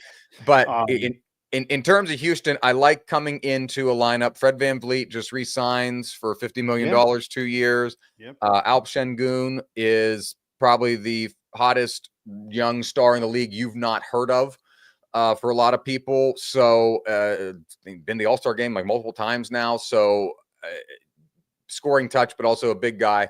So I think that it fits well, and basically it maintains Houston's position in that Western hierarchy. It maybe takes I will say it maybe takes a little bit away from that defensive intensity when you trade, a guy like Brooks away, like Durant doesn't add in terms of that. Yeah, that's the concern, but you don't make this move to hold water. You make this move to win a title. Yes. So it's a net minus on the defensive side, in my opinion, but a plus on the offensive side, because I believe I'm a Kevin fan. I like Kevin. I've always liked him. So I think he still has offensive basketball left in him. Yeah. And also complemented by like younger guy, like guys like Şengün, where I think is going to help him, as opposed when he gets to Phoenix, all those guys are kind of baked in a little bit. Like we know what Booker is, we know what Brad Beal is. So maybe this is the true fresh start that he needed that Phoenix wasn't. Yeah, and honestly, if he wore an inch smaller shoe, he would have won another playoff series with Brooklyn, despite the chaos there. I mean, he was right there from almost winning that postseason series. That doesn't count, but I mean, his shoe size is why he didn't win that. And he's still always produced. It's not like he's the reason why Phoenix was a dumpster fire. Booker had a worse year than he's used to. They were complete mess all the way around. They fire coaches every other year. They broke up a finals team that George thought was his like darling champion that you predicted years in advance, and then he just I believed in you, Phoenix. Well, I know, but I'm just saying, like 2 years prior, you were like, Phoenix is eventually going to do it with this group. They then blew the series. They had a lead. They blew somehow got there with Chris Paul. No, but like right after they got there and blew it. And I think you picked them going in, and I had Milwaukee, and then right after that, they were like, no, George, we're not going to do it for you. We're going to break this thing up. They just broke that up. They had one run with KD and Chris Paul, and then DeAndre Ayton. Nobody wants to handle Chris Paul in practice. I think that was a rumor that KD got sick of him in practice because in practice, Chris Paul was freaking out every second. But that didn't work. So they broke it up and they kind of got too much into themselves. And then Ishbia comes in as the owner and you go in win now mode and it doesn't work. And now you're screwed if you're Phoenix. But I do think this really fits for Houston. Kevin Durant can plug and play anywhere. We've seen that in his career. But Houston is the perfect fit even more than the other teams that were rumored. I think even more so than San Antonio, which is the team that he wanted to go to because of Victor. And yeah, they could be a contender with him there for sure. But with Houston, they're already there. They already have players that are kind of through a postseason run. VanVleet has already won a ring. They already have multiple All-Stars still there, even if they're underrated. And all they needed was a big-time score. They did not have a player that if everybody else is down, that can carry them and score 6 points in 2 minutes or 12 points in 3 minutes or, have a 20-point fourth quarter. They did not have that guy last year, and now they do. Now they do with Kevin Durant, who still can do that. So they do lose some defensively, but this is what this screams to me, George. KD on the Rockets is either going to go, and I don't know whether they're going to win a ring or not, but either going to go as where they are a contender. They're right there with the Thunder. They're a top 3 seed again. They win some series. They're probably in the Western Conference Finals. Then you don't know. It's going to go like that because he's the missing piece on an already great team. Or it's going to be a Phoenix dumpster fire and they're going to be barely a playoff team. And the problem will be not KD, but the defense will be gone. That'll be the problem. Like the other option is that losing Dylan Brooks and company will hurt them. And I do think you can't say no to KD, George, but I mean, it feels like that if you think you have a title team with KD as an offensive player who doesn't really want to get physical, you needed Dylan Brooks there. Because then if KD's on a hot streak and teams are trying to rough him up and he's still not bulky and kind of slender and just wants to freaking hoop and not get into it with everybody, then Dylan Brooks would do his dirty work. They don't have that guy now. Like who is going to do that for KD now? He didn't have it in Phoenix and that he didn't enjoy that. So first off, you got to hope that KD finally enjoys himself because he's vocally he disliked half of where he's been, including when he won rings with Golden State. He didn't like it there either because Steph was getting credit. So he has legitimately never been happy in his career wherever he's been, and he just wants to freaking hoop. So you hope he likes it and he's having some fun and can hoop. I think it'd be a really fun team to watch, and I would say that they're the favorite to be the threat to the Thunder. If the Thunder don't win it, I could see them doing it, but it really does move the needle, certainly in the West. Does any other move the needle for you? Porzingis now on Atlanta. The Celtics are breaking things up. Drew Holiday is now on Portland. I don't know if they're ready yet, but he's now off of the perennial contending teams that he's been on out in the East. And we're likely maybe going to see Giannis move, depending on what he wants to do. There's even rumors of Jaylen Brown because of the money. If they don't want to give him $300 million with a new ownership in Boston and Tatum being hurt, then they move Jaylen Brown, and he could certainly help a team for sure. So does anything else move you besides KD going to Houston? The Porzingis thing doesn't, just because, like, I remember when he's older now, when he came in with the Knicks and how, like, kind of a supernova he was and just like a unicorn, and how that just, like, really flamed out very quickly. I will say, I mean, he was a big deal of the Celtics run. I mean, he was a big deal in that team. Yes, that's fair. Yeah, I'm not. But no, I don't think think he moves the needle now. No. He was like a piece you build around guy, and now he's like complimentary guy. So yeah. I am not projecting or predicting anything, but what the Wizards are doing is mildly interesting to me. In the fact, McCollum and other vets that are kind of all role players getting together. Well, maybe that they were able to get Jordan Poole's money off the books, and so they trade him and Sadiq Bey to New Orleans from McCollum. I've always liked McCollum in his Portland years. Of course, the New Orleans thing did not work out. But I feel bad for him, though. I like McCollum, and now he's not going to win again. He's always on these teams that aren't good enough, and he's always the veteran leader in there to be the voice of reason. But when can he actually win? If you're the Wizards and you won 18 games and you were the worst team last year. Yeah, I like the move. Yeah. Now, Middleton picked up his option, which of course, well, I know, hey, pay me $33 million or free agency. No, I'll take the $33 million. Thank you. So Chris Middleton, CJ McCollum, Kelly Olynyk, all veteran guys, a couple of them with, title runs and championships under their name. And you add that to, I don't know what they're doing, but if I gave you those three names and I say, like, Bilal Coulibaly, who the Wizards drafted, I think it's a better team than they've had, because they've always built around one guy with the Bradley Beal, or then bringing on Russ. Here's one guy. Hogs. Here's one guy, and here's a bunch of dumb young guys, and it's just like, or we're dumping like Jordan Poole. Yeah, didn't like Jordan Poole. Like, that was just Golden State was trying to get rid of him, and you took on a salary dump. Like, that's all that was. So they very tangentially, can you go from, and this is like, it's dumb to say, and we talked about how wide open the East is, but like, can you go from 18 wins to 38 wins, and 38 wins puts you in the 8, 9, 10 play-in conversation?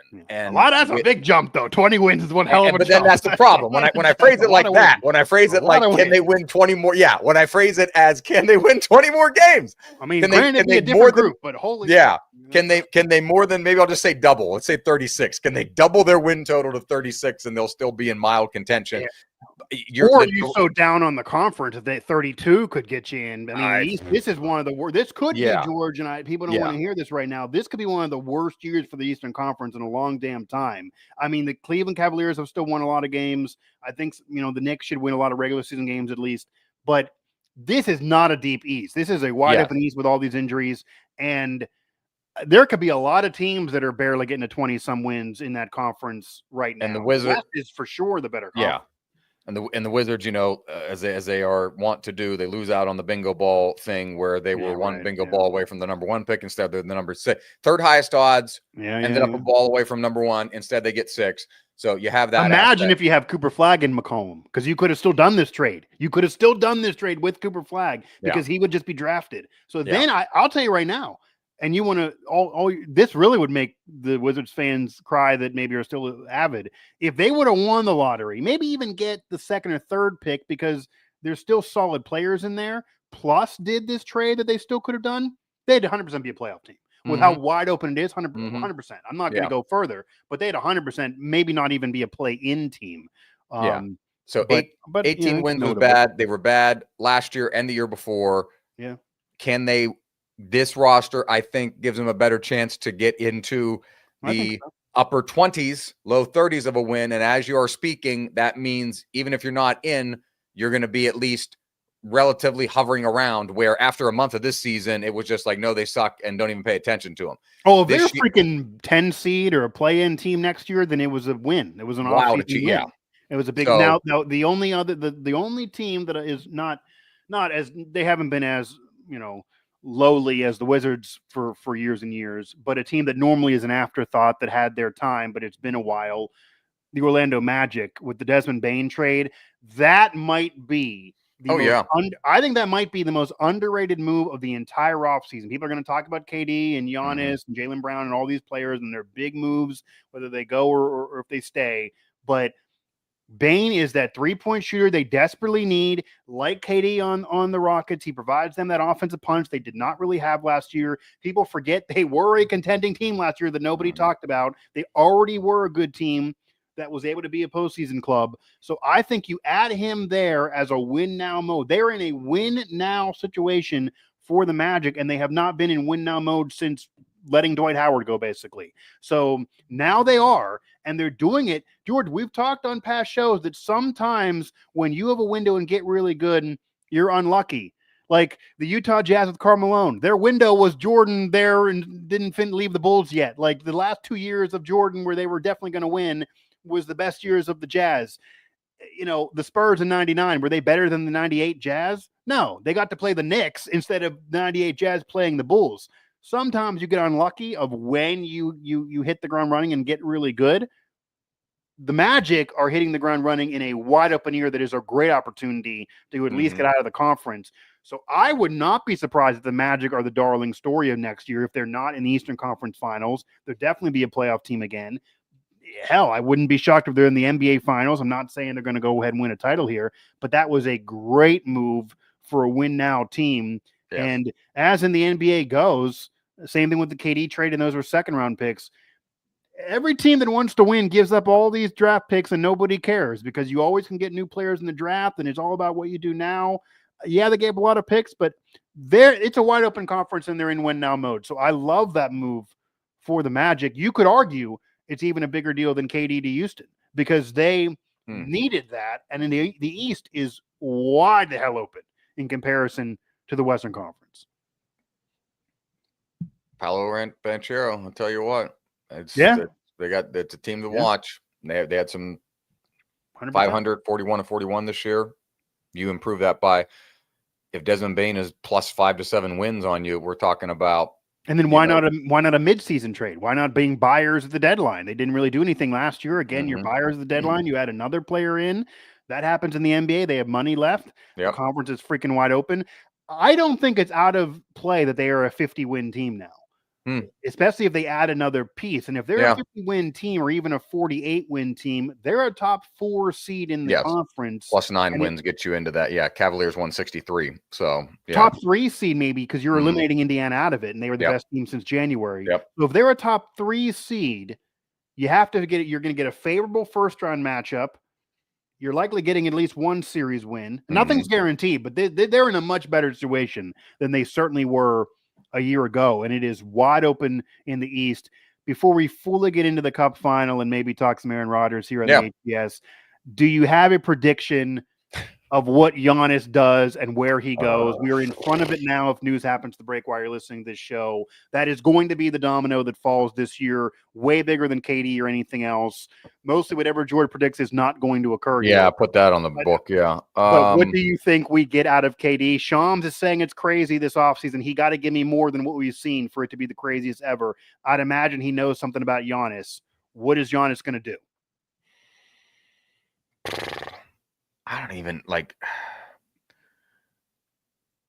First off, does he stay or does he go? I was about to say I'm going to give you odds on the house for Stan Pat. Okay, so if he stays, then it's not the craziest. I don't think because there's not, and it's partly kind of what you're alluding to is just the state of play or situation here in the NBA. So if we look at if I look at it now, move now versus move later, right? Okay.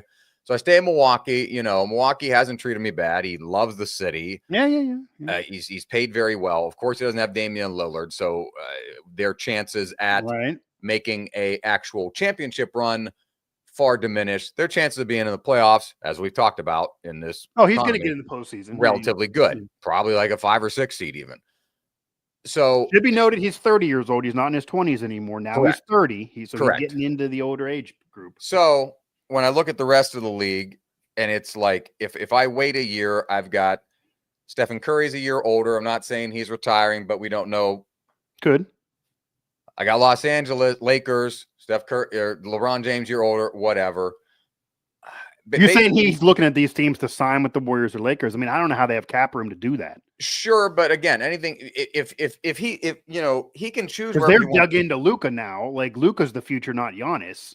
They can't have Giannis and Luka. What if they have Giannis? Listen. No, here's the only way. And maybe you're predicting something that maybe LeBron would do a charity service. LeBron would have to retire.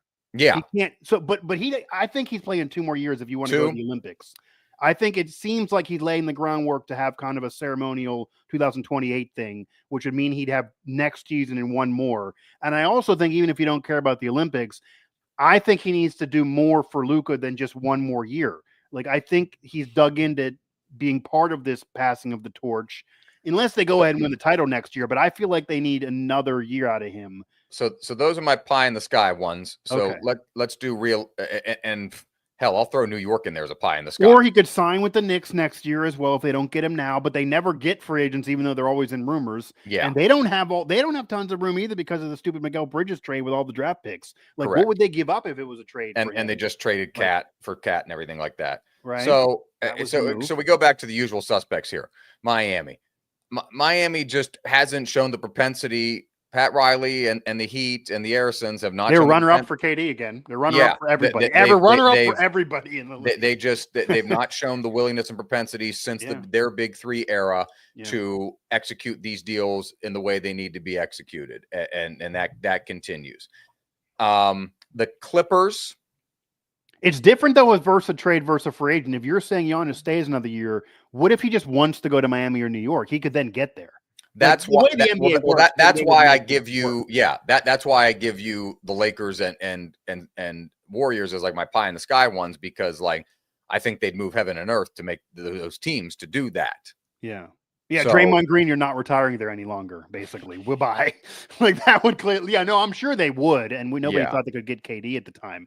But if for some reason he loves the Midwest and he wants to stay there, he can continue to have his house and drive 45 minutes down the road to Chicago, which I think is interesting. Do you buy the national reporting that he actually prefers New York versus LA and Golden State? Like he wants the East Coast and he's an East Coast guy. If you're an East Coast guy, then what you're saying would not be in play.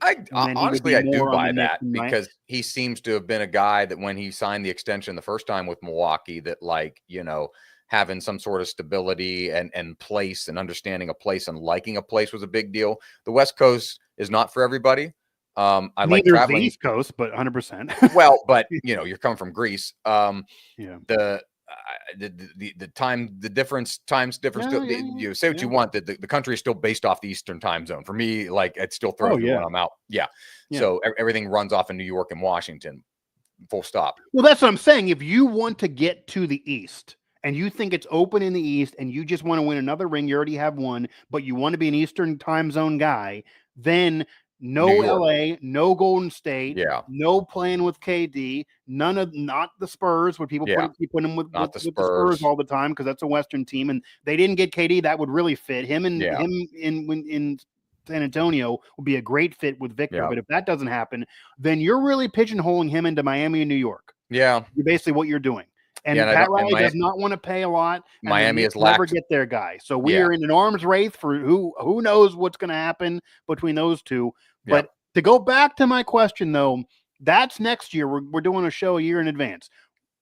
What if he wants to leave now? Like, what if he goes to Milwaukee now and says, because we've already got reporting, George, and this is the way the NBA works, that even though it'd be harder, there's been times where you and I would do a show and say, there's no way this can work. They're going to have to wait. It doesn't fit. And then wake up tomorrow and all of a sudden he's exactly in that destination that he wanted to get to and heaven and earth has been moved.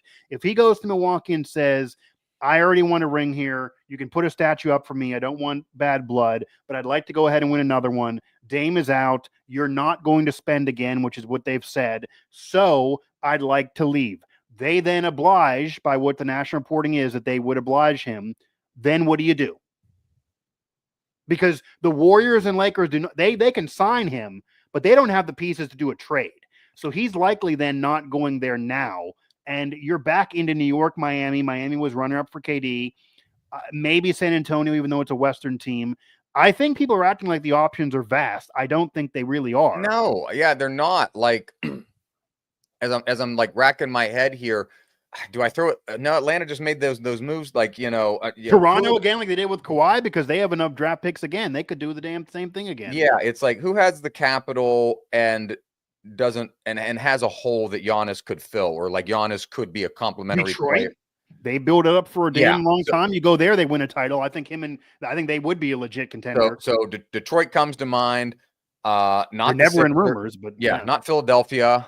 No, that's a mess. New York would be interesting, but I think they'd have to move. But it's New York, and Dolan can. He might want to just go damn there. I mean, he might just want to be there. That is, some believe that he just wants to go there. The man vacationed to New York City in May. That doesn't make any damn sense. I think the Spurs are quite frankly happy with the nice little stable they've built here in the what's going to be the post Greg Popovich post. Sure, but if they get him, they win a championship. Like that, they could go another level. Yeah, like that, they right now they're just going to be a 6-7 seed. Sure, but I think that they see that, hey, we've kind of come out of this all right. Wemby looks to be awesome, and we're going to build this, and maybe the time will come that we can add assets, players through trade or free agency or whatever. But I don't think it's let's throw Giannis into this and we've got to make a push now. I don't think that they have that mindset. The Spurs do. Houston was one of those teams. We obviously saw what they just did, so they're good. So yeah, and if we kind of can. Or Miami if Pat Riley won, and he has all the rings galore, he's a legendary executive as well as a coach. But if he wants to win another one with Miami, Tyler Hero and Bam Adebayo are not going to be the top two players on you winning a championship. And we've already seen them go to the finals twice when those two were there with Jimmy Butler. Jimmy Butler's a borderline Hall of Fame guy. He couldn't do it on his own either. You need a legit legendary star to put around these role players, because Miami's had a full team of role players for 10 years since LeBron, and they got to the finals twice with all these role players. But if they put Giannis with these role players, George, with how wide open the conference is, hypothetically speaking, if you look at the Eastern Conference right now and you put Giannis on Miami, they're the favorite right now to come out of the East. Right now. If you put Giannis on the Knicks, they're the favorite to come out of the East right now. If you put Giannis on Orlando, because they got, I can just say they have picks. They're definitely would walk through the East. If you put him on Toronto, I think they're a contender. Wherever he goes, that team is instantly a contender. Yes. And the last one that we have to bring up here, because this just gets brought up, and because they're in the gap year and they always make moves, and they are the other big market franchise that we've not really talked about in the offseason conversation. Does he somehow get to Boston? Because that has been a conversation too in their gap year. They're moving everything out of the team. Now they're going to have tons of space in terms of draft picks and money. If they don't pay Jaylen Brown, do they pay him, whether it be now or next year? That'd be wild, and they would definitely win with him. I think Boston's too far-fetched. I think it's equal playing field with far-fetched with the Lakers and Warriors. I mean, yeah, they'd have to not pay Jaylen Brown. They'd have to not pay Jaylen Brown. But my Lakers and Warriors thing was next season. So if you can pick between Jason Tatum and Giannis versus Jaylen Brown and Jason Tatum, what do you want to do? I mean, Giannis is still better than Jaylen Brown. In kind of like, targeting your if something were to be this season or this off season. Miami, I like the idea of Detroit. I would like Detroit the best, but I don't see it happening. I did like the idea of Atlanta, but now they've made some moves, so I don't know what their situation is in terms of assets and dollars. I mean, hopefully they didn't lose out on Giannis for Porzingis. Ridiculous. Denver doesn't make any sense. How many picks do the Wizards have left now? Do they want to break to Washington and really go through it? Yeah, Jazz don't make any sense. I don't think Memphis is a contender. No, I don't. He's not going to Memphis. No. Phoenix, obviously not now. I think the easy answer is I do think the smart money is that he probably stays put. Yeah. However, because I'm just a fan of the NBA and I want to see chaos like Shams is reporting, and I want to be, burping my daughter and feeding her a bottle and watch the ticker and have some craziness here, I love for him to say I want to leave, because as we're talking here, you then would be in a what do we do? And that's when the NBA offseason is the best, where somebody wants out and you don't know really what to do. I will say I think he stays, as weird as that sounds. I do think he doesn't stay long. I think he just one more year and then leaves. However, if he does go, I think it got to be Knicks. I think it's either Miami or Knicks, but it got to be Knicks. I think somehow it works. I think, and this also would just fall into Tibbs being screwed his whole life, that he'll just be a year away from that happening. They don't have as much opportunity with all the draft picks they gave up. But George, the way the NBA works, if he goes to the Bucks and says, I want to go to New York, he's going. They're going to find a way that it'll happen. They might trade Cat. They probably would trade Cat to get him. Yeah. And there's a lot of Knicks fans that think that they want to move off Cat. There are a lot of Knicks fans that think he's up and down and that he doesn't fit with Jalen Brunson, and Brunson's not going anywhere. There are a lot of Knicks fans that want Cat out of there. So if you're done with Cat, the only way to upgrade the current team, if you're done with Cat, is getting Giannis. Cat is a perennial all-star player. There's no one else. Mm-hmm. So if you don't get Giannis, you're sticking with Cat, really. But I think that's pretty much the situation. Yeah.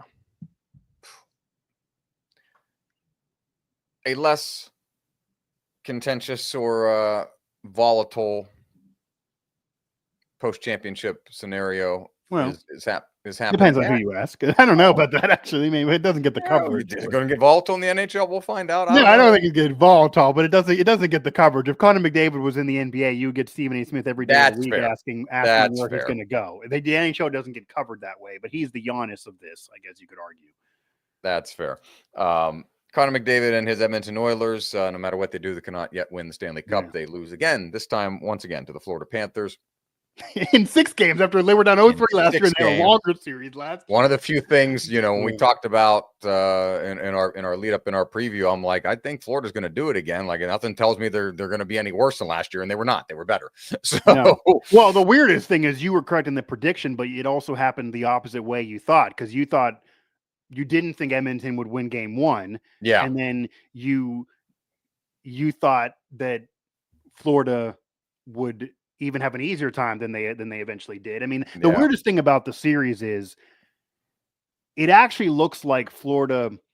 So Florida obviously won it in 6, where last year they won it in 7. So you could say factually they had an easier time. But it was there was all 3 overtime games. Edmonton did win game 1. You could argue this was a classic all-time series for a while, whereas last year Edmonton was down 0-3 and then had to have the great comeback. Yes. But the weirdest thing is, if you're rooting for the Oilers, you could also argue that at least at the end of last year's series, they played better than this year, which is why I thought they had a better chance, because last year they played so well in games 4, 5, 6, and even lost in game 7 by 1 goal. This year, they had a 1-0 lead in the series. And then, George, even after they squandered it away early, they were 2-2 going to Edmonton. And then in game 5, they looked like they just didn't care. And I know it was a short travel day there, which I will forever plant my flag that the NHL should have had that game on Father's Day instead of Saturday. There was no reason to rush that game 5. There was not even NBA Finals on Sunday either. But they just looked horrible in the game 5, and then they looked worse in game 6. Even the game 4 that they won, they were down 0-3 in that game early on. They had to come back, and they won in overtime. They had 2 wins in OT. I mean, they were close games early in the series, but then I don't know what happened. It looked like Edmonton reverted into what they were 3 years ago, when they were just kind of a lazy team that would get bad penalties all the time and only be able to play on the power play and win. Last year's Edmonton team, people forget, George, in games 5 and 6 last year, before losing in game 7, they didn't just win. They kicked Florida's ass in the middle games. When they came back in 4, 5, and 6, they outscored them like 18-4 or something, and then they lost in 7. That Edmonton team went away, and then they had the better goaltending. Bobrovsky is a future Hall of Famer with 2 cups and 2 Vezinas, and Stuart Skinner's not getting it done.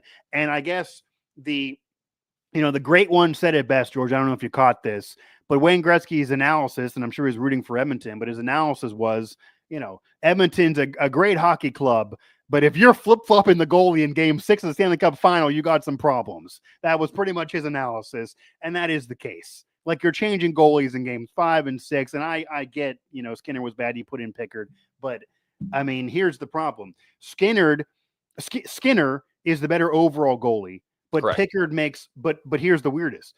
Skinner's the better overall goalie, but Pickard makes less bad mistakes, and Skinner's better with his stick than Pickard. But for some bizarre reason, Edmonton plays better as a team around Pickard. It just didn't work. And then the penalties were bad. And then McDavid, he had 7 points, but 1 goal. I mean, all of that is how you get Florida going back to back. And the weirdest thing to me is, we talked before about picking your spots.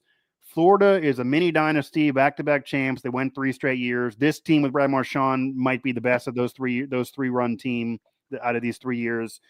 They're great. Edmonton probably would have beat everybody else in the Eastern Conference except for Florida. If you put them in the Cup final against Carolina, they win. Against Washington, they win. Against Tampa, they win. Against the Rangers, they win.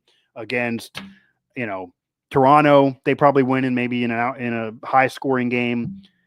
They just couldn't handle Florida. And Florida's far and away better than everybody else in all of hockey. And no, goalie rotation was going to assuage that or help that.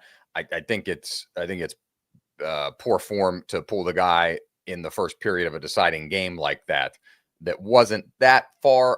Maybe you see something you don't like, but it wasn't like that far out of the realm of a comeback. And we've seen comebacks happen before. But, I mean, 3 goals in a period is normally bad.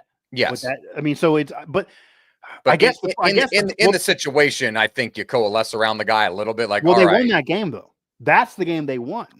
Pickard came back and they won that game. So then how do you win that game with Pickard and then go back to Skinner? Because are you saying that in game 5 you would have went back to Skinner? Game 4 is where Pickard won in overtime. But he pulled in 6. He pulled him in the first period too, didn't he? Or no? In 6, Skinner started. Yeah. And I don't believe he got pulled. No, but even apologies. Then I'm thinking I conflated game 4 and game 6 there. But I guess what I'm saying, that even if he did get pulled in game 6, I think the most controversial is game 4 to 5. So yes. Skinner got pulled after giving up 3 goals in game 4, but they won the game. I mean, you could argue Florida should have had this be an easier series, but they lost 2 games where they blew those games. Edmonton won the game, and then you're going home. You have Edmonton as your home arena in game 5, and Pickard just won. I mean, that was why they were confused on the studio and why Gretzky said you can't keep changing goalies. But how do you then go off the winning goaltender, I guess, is the confusion. Like, would you have went back to Skinner? For game 5, yes. You just won with Pickard in game 4, though. That's my they started him in 5, and he gave up 5 goals. No, I know, but you got to think of like going into gave up 2 first period goals. I know, but that's hindsight 2020. I know. I just they don't seem to have any confidence in either of the guys. Well, in all reality, they need another goaltender in there. Yeah, but I mean, for the future. But that would. Yeah, my apologies. Skinner started and played the entire game in game. They went back to him in game 6, which I think was the right call. But so basically, they went to Pickard in game 5 because he won game 4 after they pulled Skinner, and then they went back to Skinner because they believe he's the better goaltender. And Pickard was bad in game 5, and then they wrote it out with. But the problem is Skinner didn't cooperate with your argument because Skinner was awful in game 6. Mm-hmm. So they just don't have a legit goaltender. I think if you are the Oilers. And they didn't do this last year, which is what annoyed me. And I think they thought they could get through it again with just their offense, and maybe they worry about Florida later.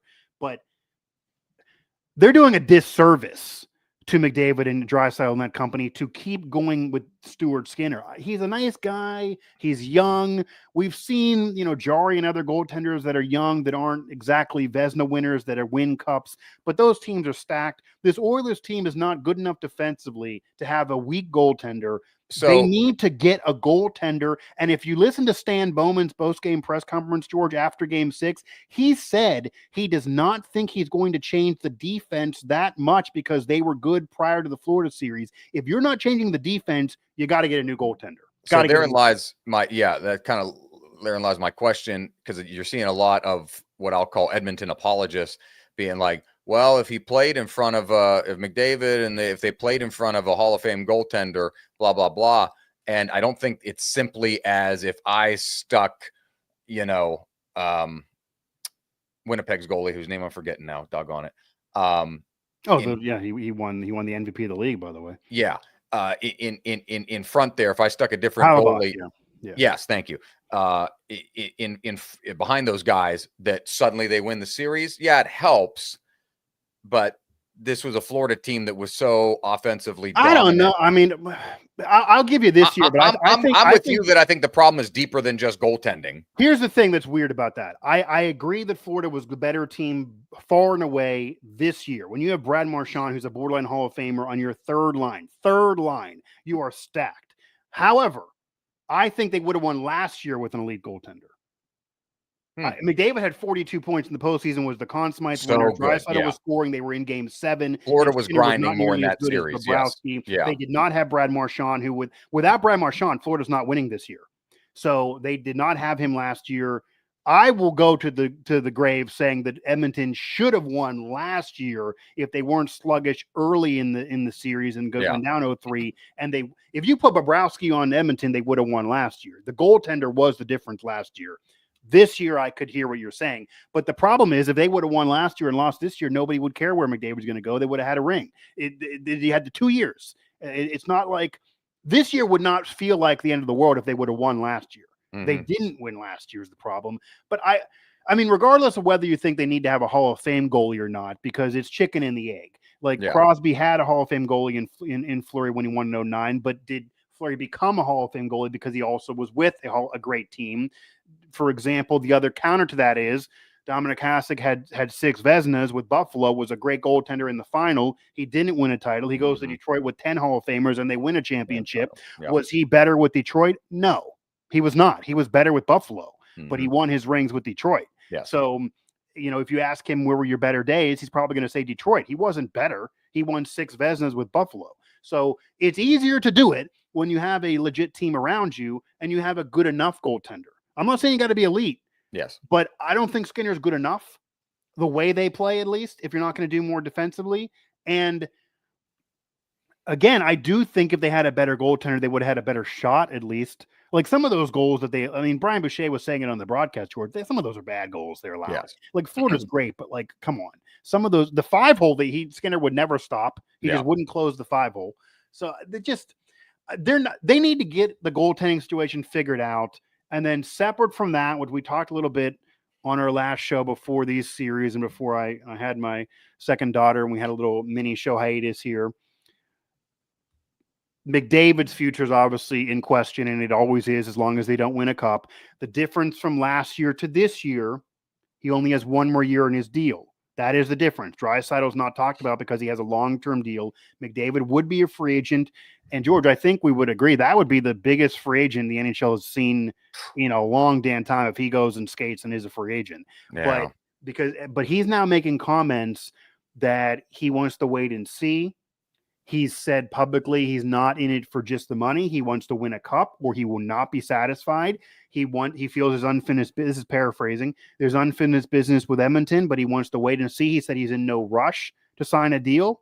So like the Jonas conversation, do you think McDavid ends up elsewhere, whether it be this offseason or even in the future? Where do you think that could be? And then how much does McDavid's legacy need to go win a cup? Because separate from why you think they haven't won, I mean, if you look and you want to call me a McDavid apologist, you can. I feel like I've taken that now and putting the cape on for him as his defense attorney here throughout my media colleagues and on social media. But George, he has 3 postseason point totals better than Sidney Crosby, whereas Crosby has 3 rings. As much as people kill McDavid for scoring 1 goal in the Cup final this year with 6 assists, and I get that was not good enough. He was not good enough. Florida's recipe destroyed him and blanketed him.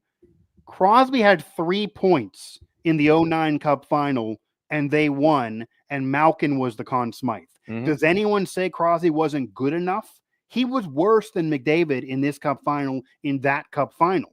And you've even agreed that Crosby should only have one Conn Smythe instead of 3 because Kessler should have won in 2016. Kessler should have been the 2016 Conn Smythe If Crosby only won one Conn Smythe out of his 3 rings, George, he would have the same amount as McDavid because McDavid's already won a Conn Smythe despite being in a losing effort. He has the individual accolades. He has the 3 MVPs. He has all the individual numbers. He's going to be a Hall of Famer. He's going to score more goals than Crosby probably. The only people he's behind in terms of points per game, like the reason why people argue Lemieux over Gretzky for individual player is points per game.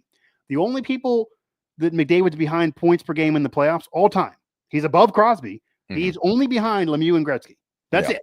And Lemieux won back-to-back and Gretzky won 4 and was in another one against the Islanders early on and even the Kings later. McDavid's been in these 2 and lost these 2 before he couldn't really get there, the one conference finals and a loss. You could argue he's one of the greatest postseason players of all time. History. Yeah. And George, I wrote about this. Yeah. Nathan McKinnon, when he won his Stanley Cup, he had 24 points.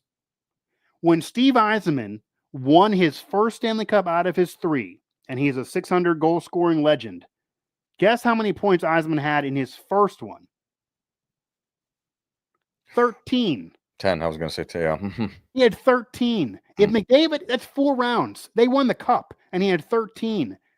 Now, he had 24 a few years later when they'd won again, but 24 is like 20 away from McDavid did a year ago.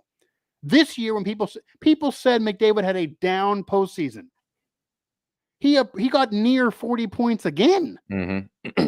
It's not like he was nothing. I think he had 36 off the top of my head. I didn't look it up, but I think down from last year's ridiculously high standard. Well, that was 40. Last year he had 42, which is the 4th highest point total in a postseason run ever. And by the way, everyone above him won cups. Yeah. And then this year, McDavid was in the high 30s. Yeah, the apples to apples, they're like equal, honestly. So my point is, I'm from Pittsburgh. I'm a Crosby fan. I'm not trying to. I hate when Crosby and McDavid get compared. I'm not saying Crosby's not a better all-time player, nor is he a legend who deserves to be denigrated. My point is that every year that we go by, that McDavid does not win a cup. A lot of people, for some bizarre reason, Pittsburgh fans seemingly don't want him to win. A lot of Penguin fans seemingly are happy when he loses all the time because they get to the Crosby argument. But there is this contingent of people that just continuously say that if McDavid doesn't win a cup, he cannot be put in the same group with Lemieux, Gretzky, Messier, Yzerman, even Sidney Crosby or Ovechkin. And I hear it. I guess my counter is I don't see how that's fair to him. If you look at his numbers are better than a lot of those guys through some of those postseason runs. The only issue, he hasn't won a cup, but that's a team thing. I think a lot of people out there in media, fans, even his colleagues and peers as players are not being fair to him. I don't know what else you want him to do. He almost needs to have historic postseason runs for them to do this all the way through. But where are you in McDavid's future and his legacy, I guess? Man, shaking all of Western Canada in his day after his clean out day. Is there unfinished business? And he says, Core's been together, work's gone on behind the scenes. We're all in this together. Yeah. With that being said, is whatever. I'm taking my talents to South Beach. No. That would be wild if he goes to Florida. Could you imagine him getting killed if he does that? The ultimate college, high school commit. With that being said, would you hear what Tkachuk said? They asked Tkachuk about McDavid and how great he was. And I didn't know. I didn't. And I wish I could. I'm trying to find the exact thing. Yeah. He basically said, to paraphrase him, a player that great is going to win a cup someday, whether it be in Edmonton or elsewhere. That was like his quote. And it's almost like, or elsewhere. He's on Edmonton now. It was just funny that it's a conversation that even the opponents are being asked about where Connor McDavid is going to go. That being said, I still need to do what's best for me and my family, McDavid said. So 1 year left of his deal was a $100 million deal he signed in 2017. Yep. He can re-sign after the new year starts July 1st.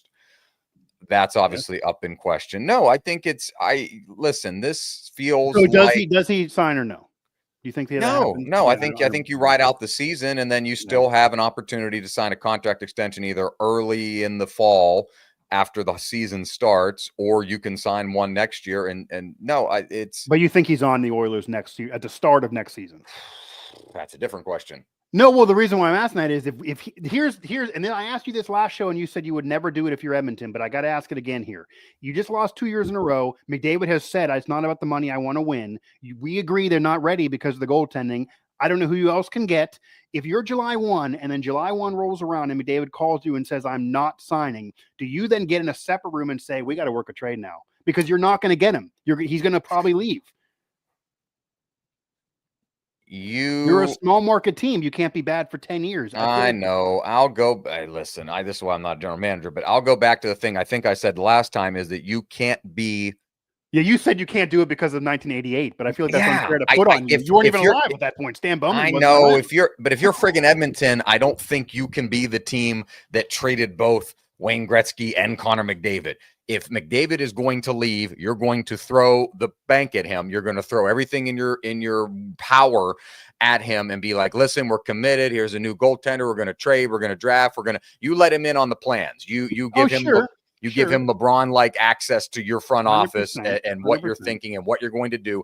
And you offer him an unprecedented level of money that he is potentially due when this deal ends. It could be the most lucrative free agency in NHL history.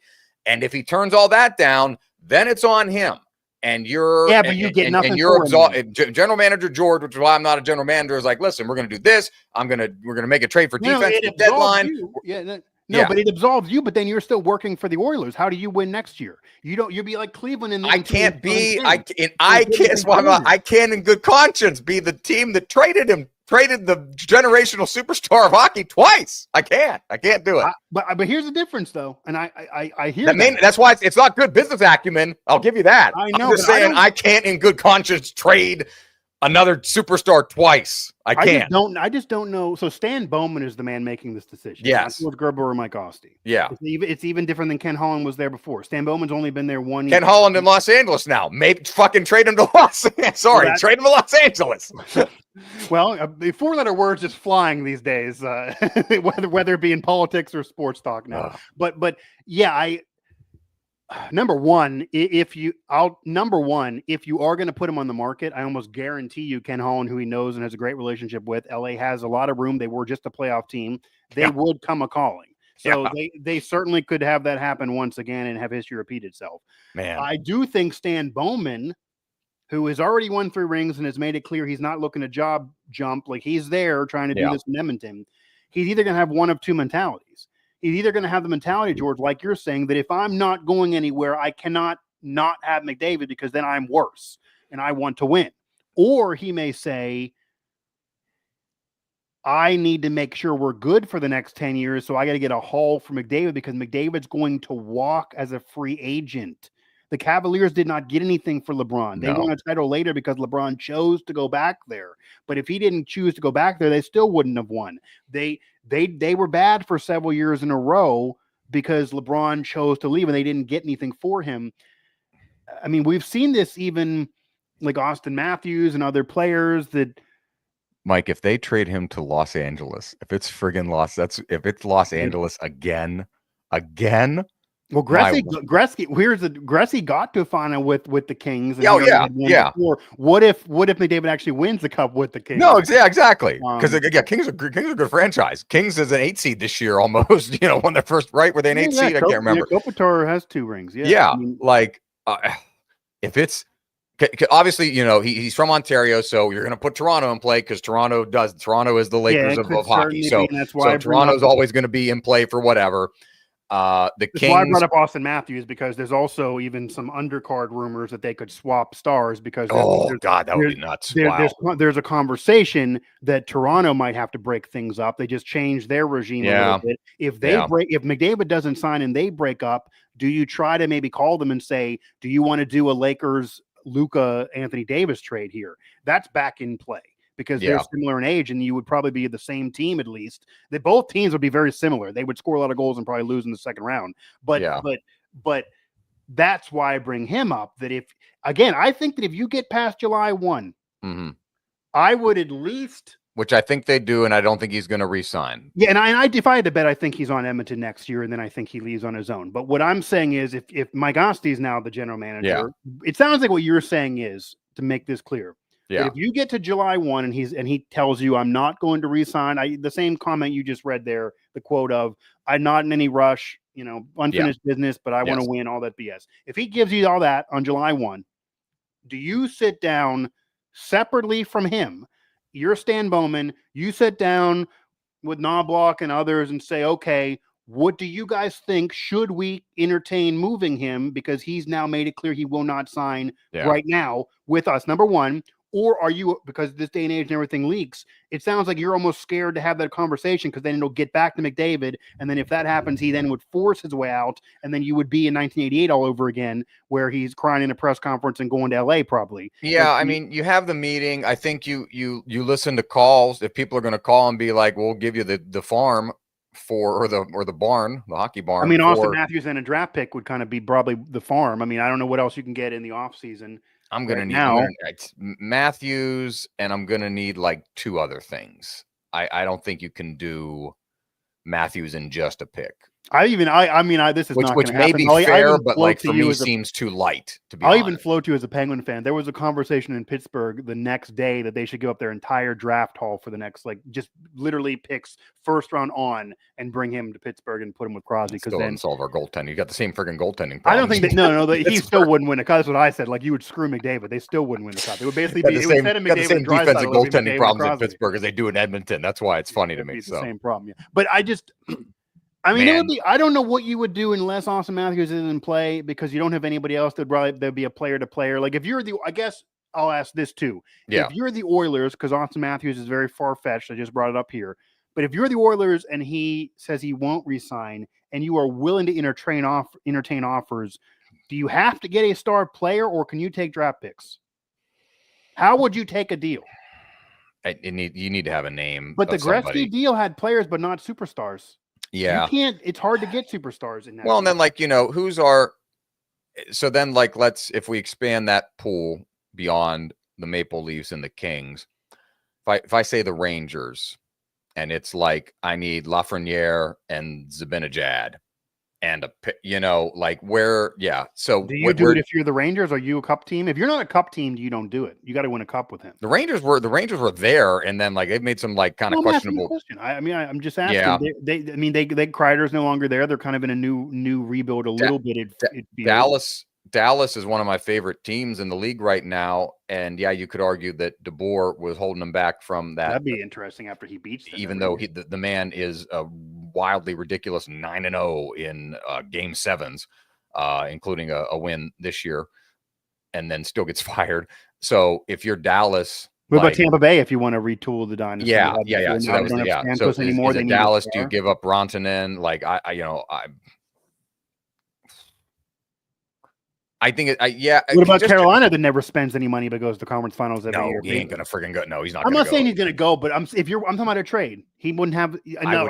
I would do, with respect to Carolina. I would decline a trade to Carolina. But they're in the conference finals every other year. That's like the worst building in the league, like the worst practice facility in the league. I can't remember if I read they're making it better or not. But no, I would. If I was Connor McDavid, I would decline. Well, Washington, if you want to do one more run with Ovechkin, he's going to leave, so you'd open up money probably one more year of Ovechkin, and then you'd have Washington's got to no. The Capitals were just nearly the President's Trophy winner this season, and I'm saying if you want to get over the hump to win a cup, I mean that would be the only thing you're doing with McDavid. To your 10-year thing, whereas Washington's built them. If Ovechkin retired right now, Washington has built them a nice little roster. Well, sure, but we're also assuming that if you get McDavid, we're assuming that if you trade for McDavid, that you'd have to give him a long-term deal. There have been occasions we've even seen this with the Hossa situation when he left the Penguins and went to Detroit. Yeah. Nobody thought Detroit would get him, but it was a 1 year, $11 million thing. If you're McDavid, would you consider a shorter runway deal on a trade? Like, what if the Kings? No, because you want the security and the commitment of the organization. I mean, Gretzky was not in LA forever. He was team after that. Yeah. He was only there a few years. Yeah, I hear you. Yeah, it's Washington has somehow managed to retool on the fly. With if not Washington, who else? I like your Tampa thought, because Tampa can absorb the blow. Washington can't afford to give up all these young guys that they've just constructed with Spencer Carberry as the coach of the year. And then now if I just simply plug and played, Ovechkin and put McDavid in, then yes, you can take care of that. But that's not how these things go in a perfect world. Yeah. But LA also would be perfect. Los Angeles would be perfect. I think the Rangers could make it work, and the Rangers would, can do some of the financial gymnastics to make it work. The Boston, only other what is Boston doing? I was going to say there's two other teams that are original 6 teams that are not being in rumors that much that I think Montreal? Boston's one. No, Boston's one because you're in Detroit. I was going to say Detroit's the other. Yeah. If you actually talk to Gretzky, they were runner-up for him. They wanted him before instead him of LA. Him in Detroit would be fun, man. Apparently, according to Gretzky, that Detroit was going after him along with LA, and then he told Edmonton after his dad talked to him, and this would have been before the Red Ring Cup years. This would have been obviously in '88 when they weren't that great. That there's only one, Gordie Howe's the king in Detroit. You're never going to be Gordie Howe in Detroit, even if you win them titles and score more goals. So don't go there. Build something else up and make it your own, like LA. And he took that advice. I believe he even said that during the broadcast on TNT during the Cup final this year. So Detroit was in play then for history. But the reason why I bring up Detroit, though, George, they had 9 straight years now where they've missed the playoffs. They have Larkin as their captain, who's not going anywhere. They don't have enough offensive punch around even a solid defensive group and goaltending the last couple of years, but there is not enough offensive punch there. They do have draft picks. They don't get the first pick ever. The NHL is never colluding to give it to them, which is insane. Well-run franchise. It's still a well-run franchise. Does McDavid call Ken Holland in LA to ask him questions about Detroit? They're very close.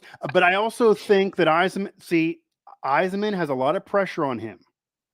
Yzerman is God there, but he got there after building up Tampa Bay into a dynasty, and he said in his opening presser, "I'm going to get this team back to being a cup contender, sooner rather than later." It's later. It's later now. I mean, they're not even in the playoffs. So is it out of the realm of possibility, George, that if they don't make the playoffs next year, they have to fire Steve Yzerman? I mean, this would be like the Penguins firing Lemieux. I don't think you can just never get in the postseason again. So if you're Yzerman, and the crazy thing is it's not been like they should have got in last year. They were 2 seasons ago. They were right there. I don't want to draw this this thread line, but compare them to Buffalo. Buffalo's been so freaking chaotic with how they've tried to figure out Eichel never been that, they've had Detroit. Detroit has done a better job post Datsuk, post Lidstrom in they were down, but put some things together. They're a nice team. That's a nice little team, young team. It's just, you feel like they should have been not only in the playoffs, maybe winning a round here or two in the last couple they had to get in. If they had to get in this past year. If they got in this past year, and even if they got swept in the first round, I don't think we'd be talking about this. But they didn't get in, so now I think everyone's on the hot seat. So if you're on the hot seat, do you make a big move and a big now George? Steve Yzerman is basically they didn't make a trade at the deadline. He is terrified to make moves. He loves draft picks. He's terrified to make moves. Maybe McDavid's the only person to make a move for. I'm not predicting he's going to do it. Boston's another team that every other year they were in the Cup final for a while. They're now done with Brad Marchand. They didn't get it done when they won the President's Trophy. Now they kind of seem like they're an average team who maybe is rebuilding, but there's still draft pick capital. There's still money there. There's still an original 6 team. I think if you're McDavid, George, and you're sitting there saying Edmonton is not going to get me a better goaltender. They made it very clear last year. This is probably the crew. I'm not going to win a cup here because Florida could get back in there next year with how young they are, and maybe Bennett comes back, and whether Marchand's there or not, they still could get back there next year with the East being wide open. And regardless, I was here forever. I've done everything under the sun. If you're McDavid, you got to be frustrated too. You got to sit there and say, I had 42 points in the playoff run. I was Conn Smythe and we freaking lost. People are saying I'm not as good as a guy who had 3 points in the cup final. That's insane. I feel like he got to get frustrated. And I think you could be convinced Boston, Detroit. I mean, you go to Detroit and win them cups. Yeah, they won before, but it's been a decade and a half. His legacy would go way up. He could put himself in the Sergei Fedorov, Boston as well. Boston as well. And the difference would be, unlike Fedorov and those guys back in the day, I just told you, Steve Yzerman had 13 points in the 97 Cup run, which was their first title since 55. Sergei Fedorov was the best player on the team. History talks about Yzerman because he was the face of the franchise and the captain, even though Fedorov was better than him. That's why there was a little bit dissension between the two of them, and Fedorov eventually left. If you're McDavid, I know Larkin's been there. He's Mr. USA. He's on the Olympic, he's going to be on the Olympic team. That's fantastic for him. You'd walk in as the best player on the team. Mhm. It would be your team. You'd walk in. And I also don't think, George, the difference too, I think we're enough years removed from the Datsuk, Zetterberg, Lindstrom, even before that era, that it wouldn't be like you're jumping on board, a great franchise. They haven't made the playoffs in 9 years. So you would be the difference maker. It would not be KD on the Warriors. You'd be the difference maker. I don't think he'd get killed for it either. Now, maybe he wants to win it for Canada, because obviously Boston and Detroit would not do that. Maybe he wants to win it for Canada. He is a Canadian hero type of guy. Mhm. But I think he doesn't sign. I think he does stay. I think he's a free agent next year. And then I think all these teams are in play to potentially try to sign him. But if I were him, I would force my way out now. And I even wrote about this. I would go in there and I would do exactly what you're saying as we round this out. I would go to Stan Bowman and say, you know how to build a cup team. You won 3 of them and your dad has $1 billion. This isn't it. What are you going to do to change it? Are you changing the goaltender? I need these answers. I'm LeBron James here. And that's got to be what the relationship is.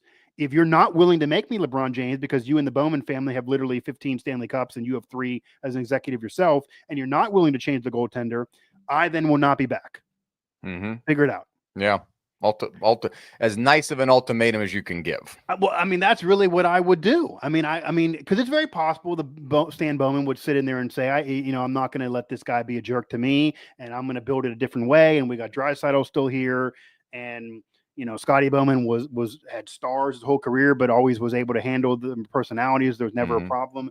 They may not like that ultimatum. They may say, go ahead and walk. And then I would say, sure, great. I'll be leaving, and every team in the league is going to want me, and that'll be fine. The only way you don't do that is if you're 10 toes down and you don't want to leave. But it sounds like he just wants a cup more than wanting to stay there. So I do think now Rubber has met the road.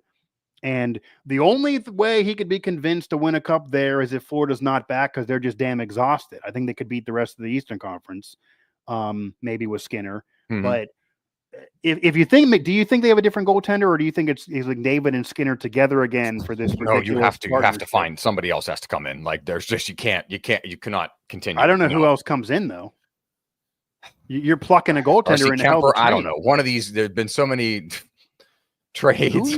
Yeah, that's what I mean. Like you're giving up a lot of draft picks for a trade. Then is that what you're doing? Gustafson, I don't know. Like you got to find somebody. I don't know, but I want Tristan Jarry. They can have Tristan Jarry. How about that? He has rings.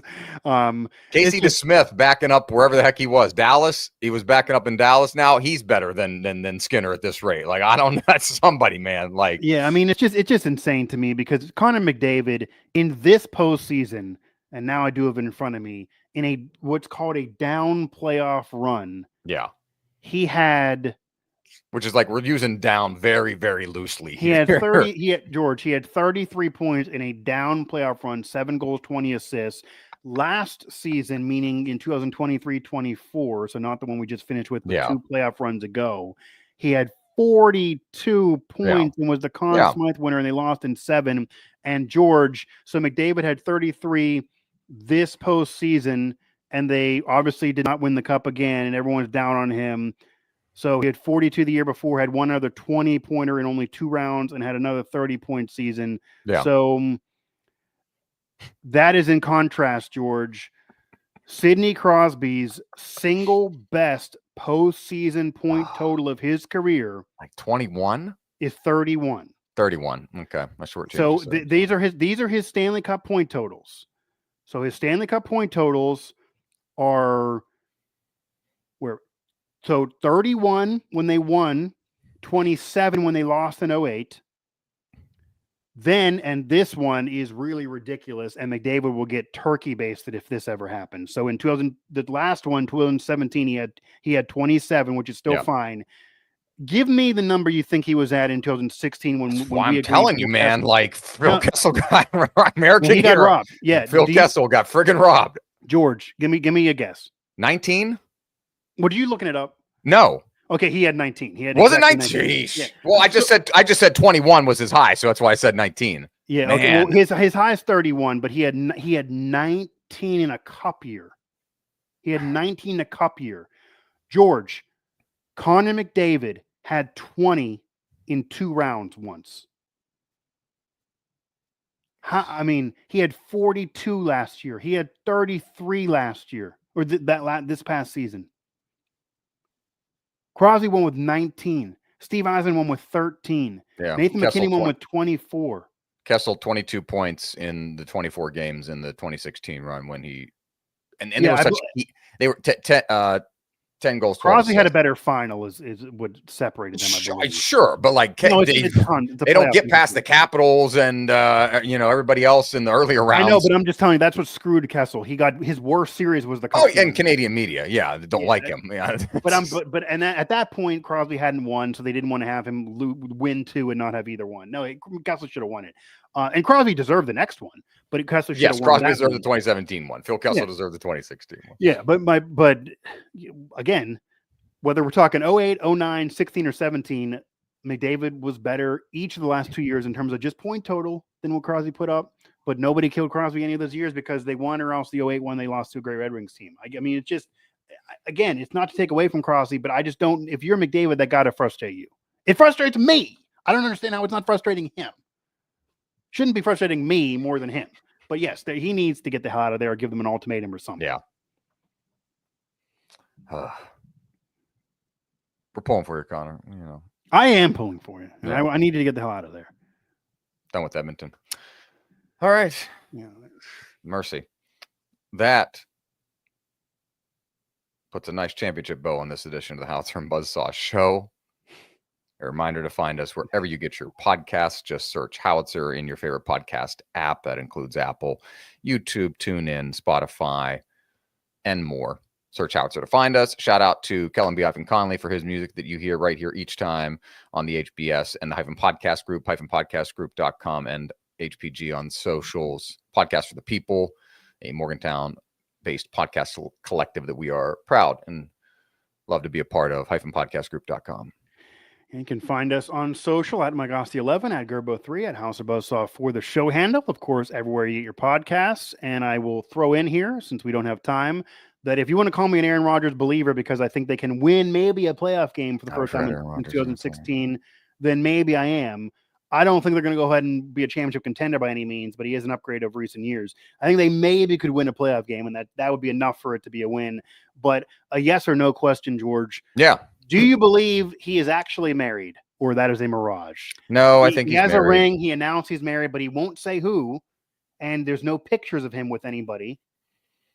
I think he's married. He kind of gave a, shout out to Pat McAfee. He gave a kind of a telling answer that his previous 2 relationships, notably with Olivia Munn and Danica Patrick, were public relationships, and look how those ended. So he took a different route.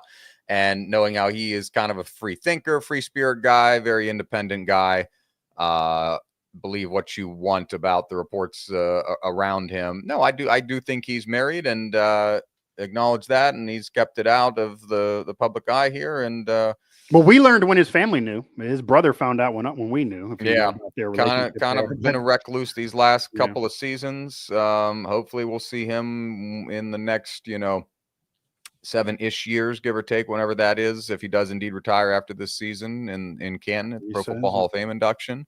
Yeah, and then you might not see him ever again. So, but they said that about Brett Favre said that these guys come around. That's what I was going to go to. That my last point is I do agree that he probably is married for those points, even though it's hilarious how vague it's being knowing him. However, his other comments that he also said to McAfee, not only is this going to be his last year, but that after he retires, he's going to go away. We're never going to hear from him again. Yeah, bullshit. That's not the case at all. He's still going to drop his political comments. Favre said the same thing. He'll appear on McAfee. He'll be in commercials, and he wasn't as much a media lover as Favre maybe. But no, if Favre didn't have his recent scandal, he'd still be in every commercial under the sun. Yes. Aaron Rodgers isn't going away, because as much as he's a great quarterback, and I do think the Steelers are better now, it's not a long-term thing, but I get it. But Aaron Rodgers is an egomaniac, and he's a narcissist, if you want to look that up. A narcissist is not going to go out of the spotlight. So he may have his wife go out of the spotlight. That may be fine. She's not Olivia Munn, but he's not going to go out. Mm-hmm. He could retire, and he's still going to be on the McAfee show or figure something, host Jeopardy. Like, he's going to do some things. I do not believe that we are never going to hear from him again. and that it's complete bullshit. I don't know why he will keep, taking his quotes to mean anything more than just what he says. I don't buy that at all, but I do think they have a chance to win a playoff game. I think there's a chance they can win a playoff game, and they're a little better than they've been. And which they did not have prior to, yes. Hell, Mike Tomlin and Aaron Rodgers both have not really had great postseason runs for a damn long time. Forget even championships. Aaron Rodgers, as a Packer fan, 4 MVPs, but many years you could argue they were disappointments because he did not play well in the playoffs when he was the best quarterback in football, and they lost early on. The 49ers, who he won a title and they didn't draft him, but they beat up on him all through postseasons, and they were in more Super Bowls than him in his career. All of those things were not supposed to happen. So his Jets tenure was god-awful. If he wins one playoff game and then they lose the next round, that'll be a big win. That'll be a big win for both him and Tomlin. And even the franchise, I think the fan base will get back to being kind of normal, where the vibes are kind of bad right now. That is the pressure that's on him there. I do think that can happen. I'm not guaranteeing it, but it can happen. But as far as going ahead and winning a championship, no, that's not going to happen. But I think they can win a wild card round game, and they can win 10 games a year. I think that is possible, assuming he stays healthy. But we'll see. This has been another edition of the Howitzer and Buzzsaw Show, where we conquer trade rumors, championships, free agency, and sports radio. Yeah, we did do it all here, and we do it now into the heat of the summer months, one day at a time.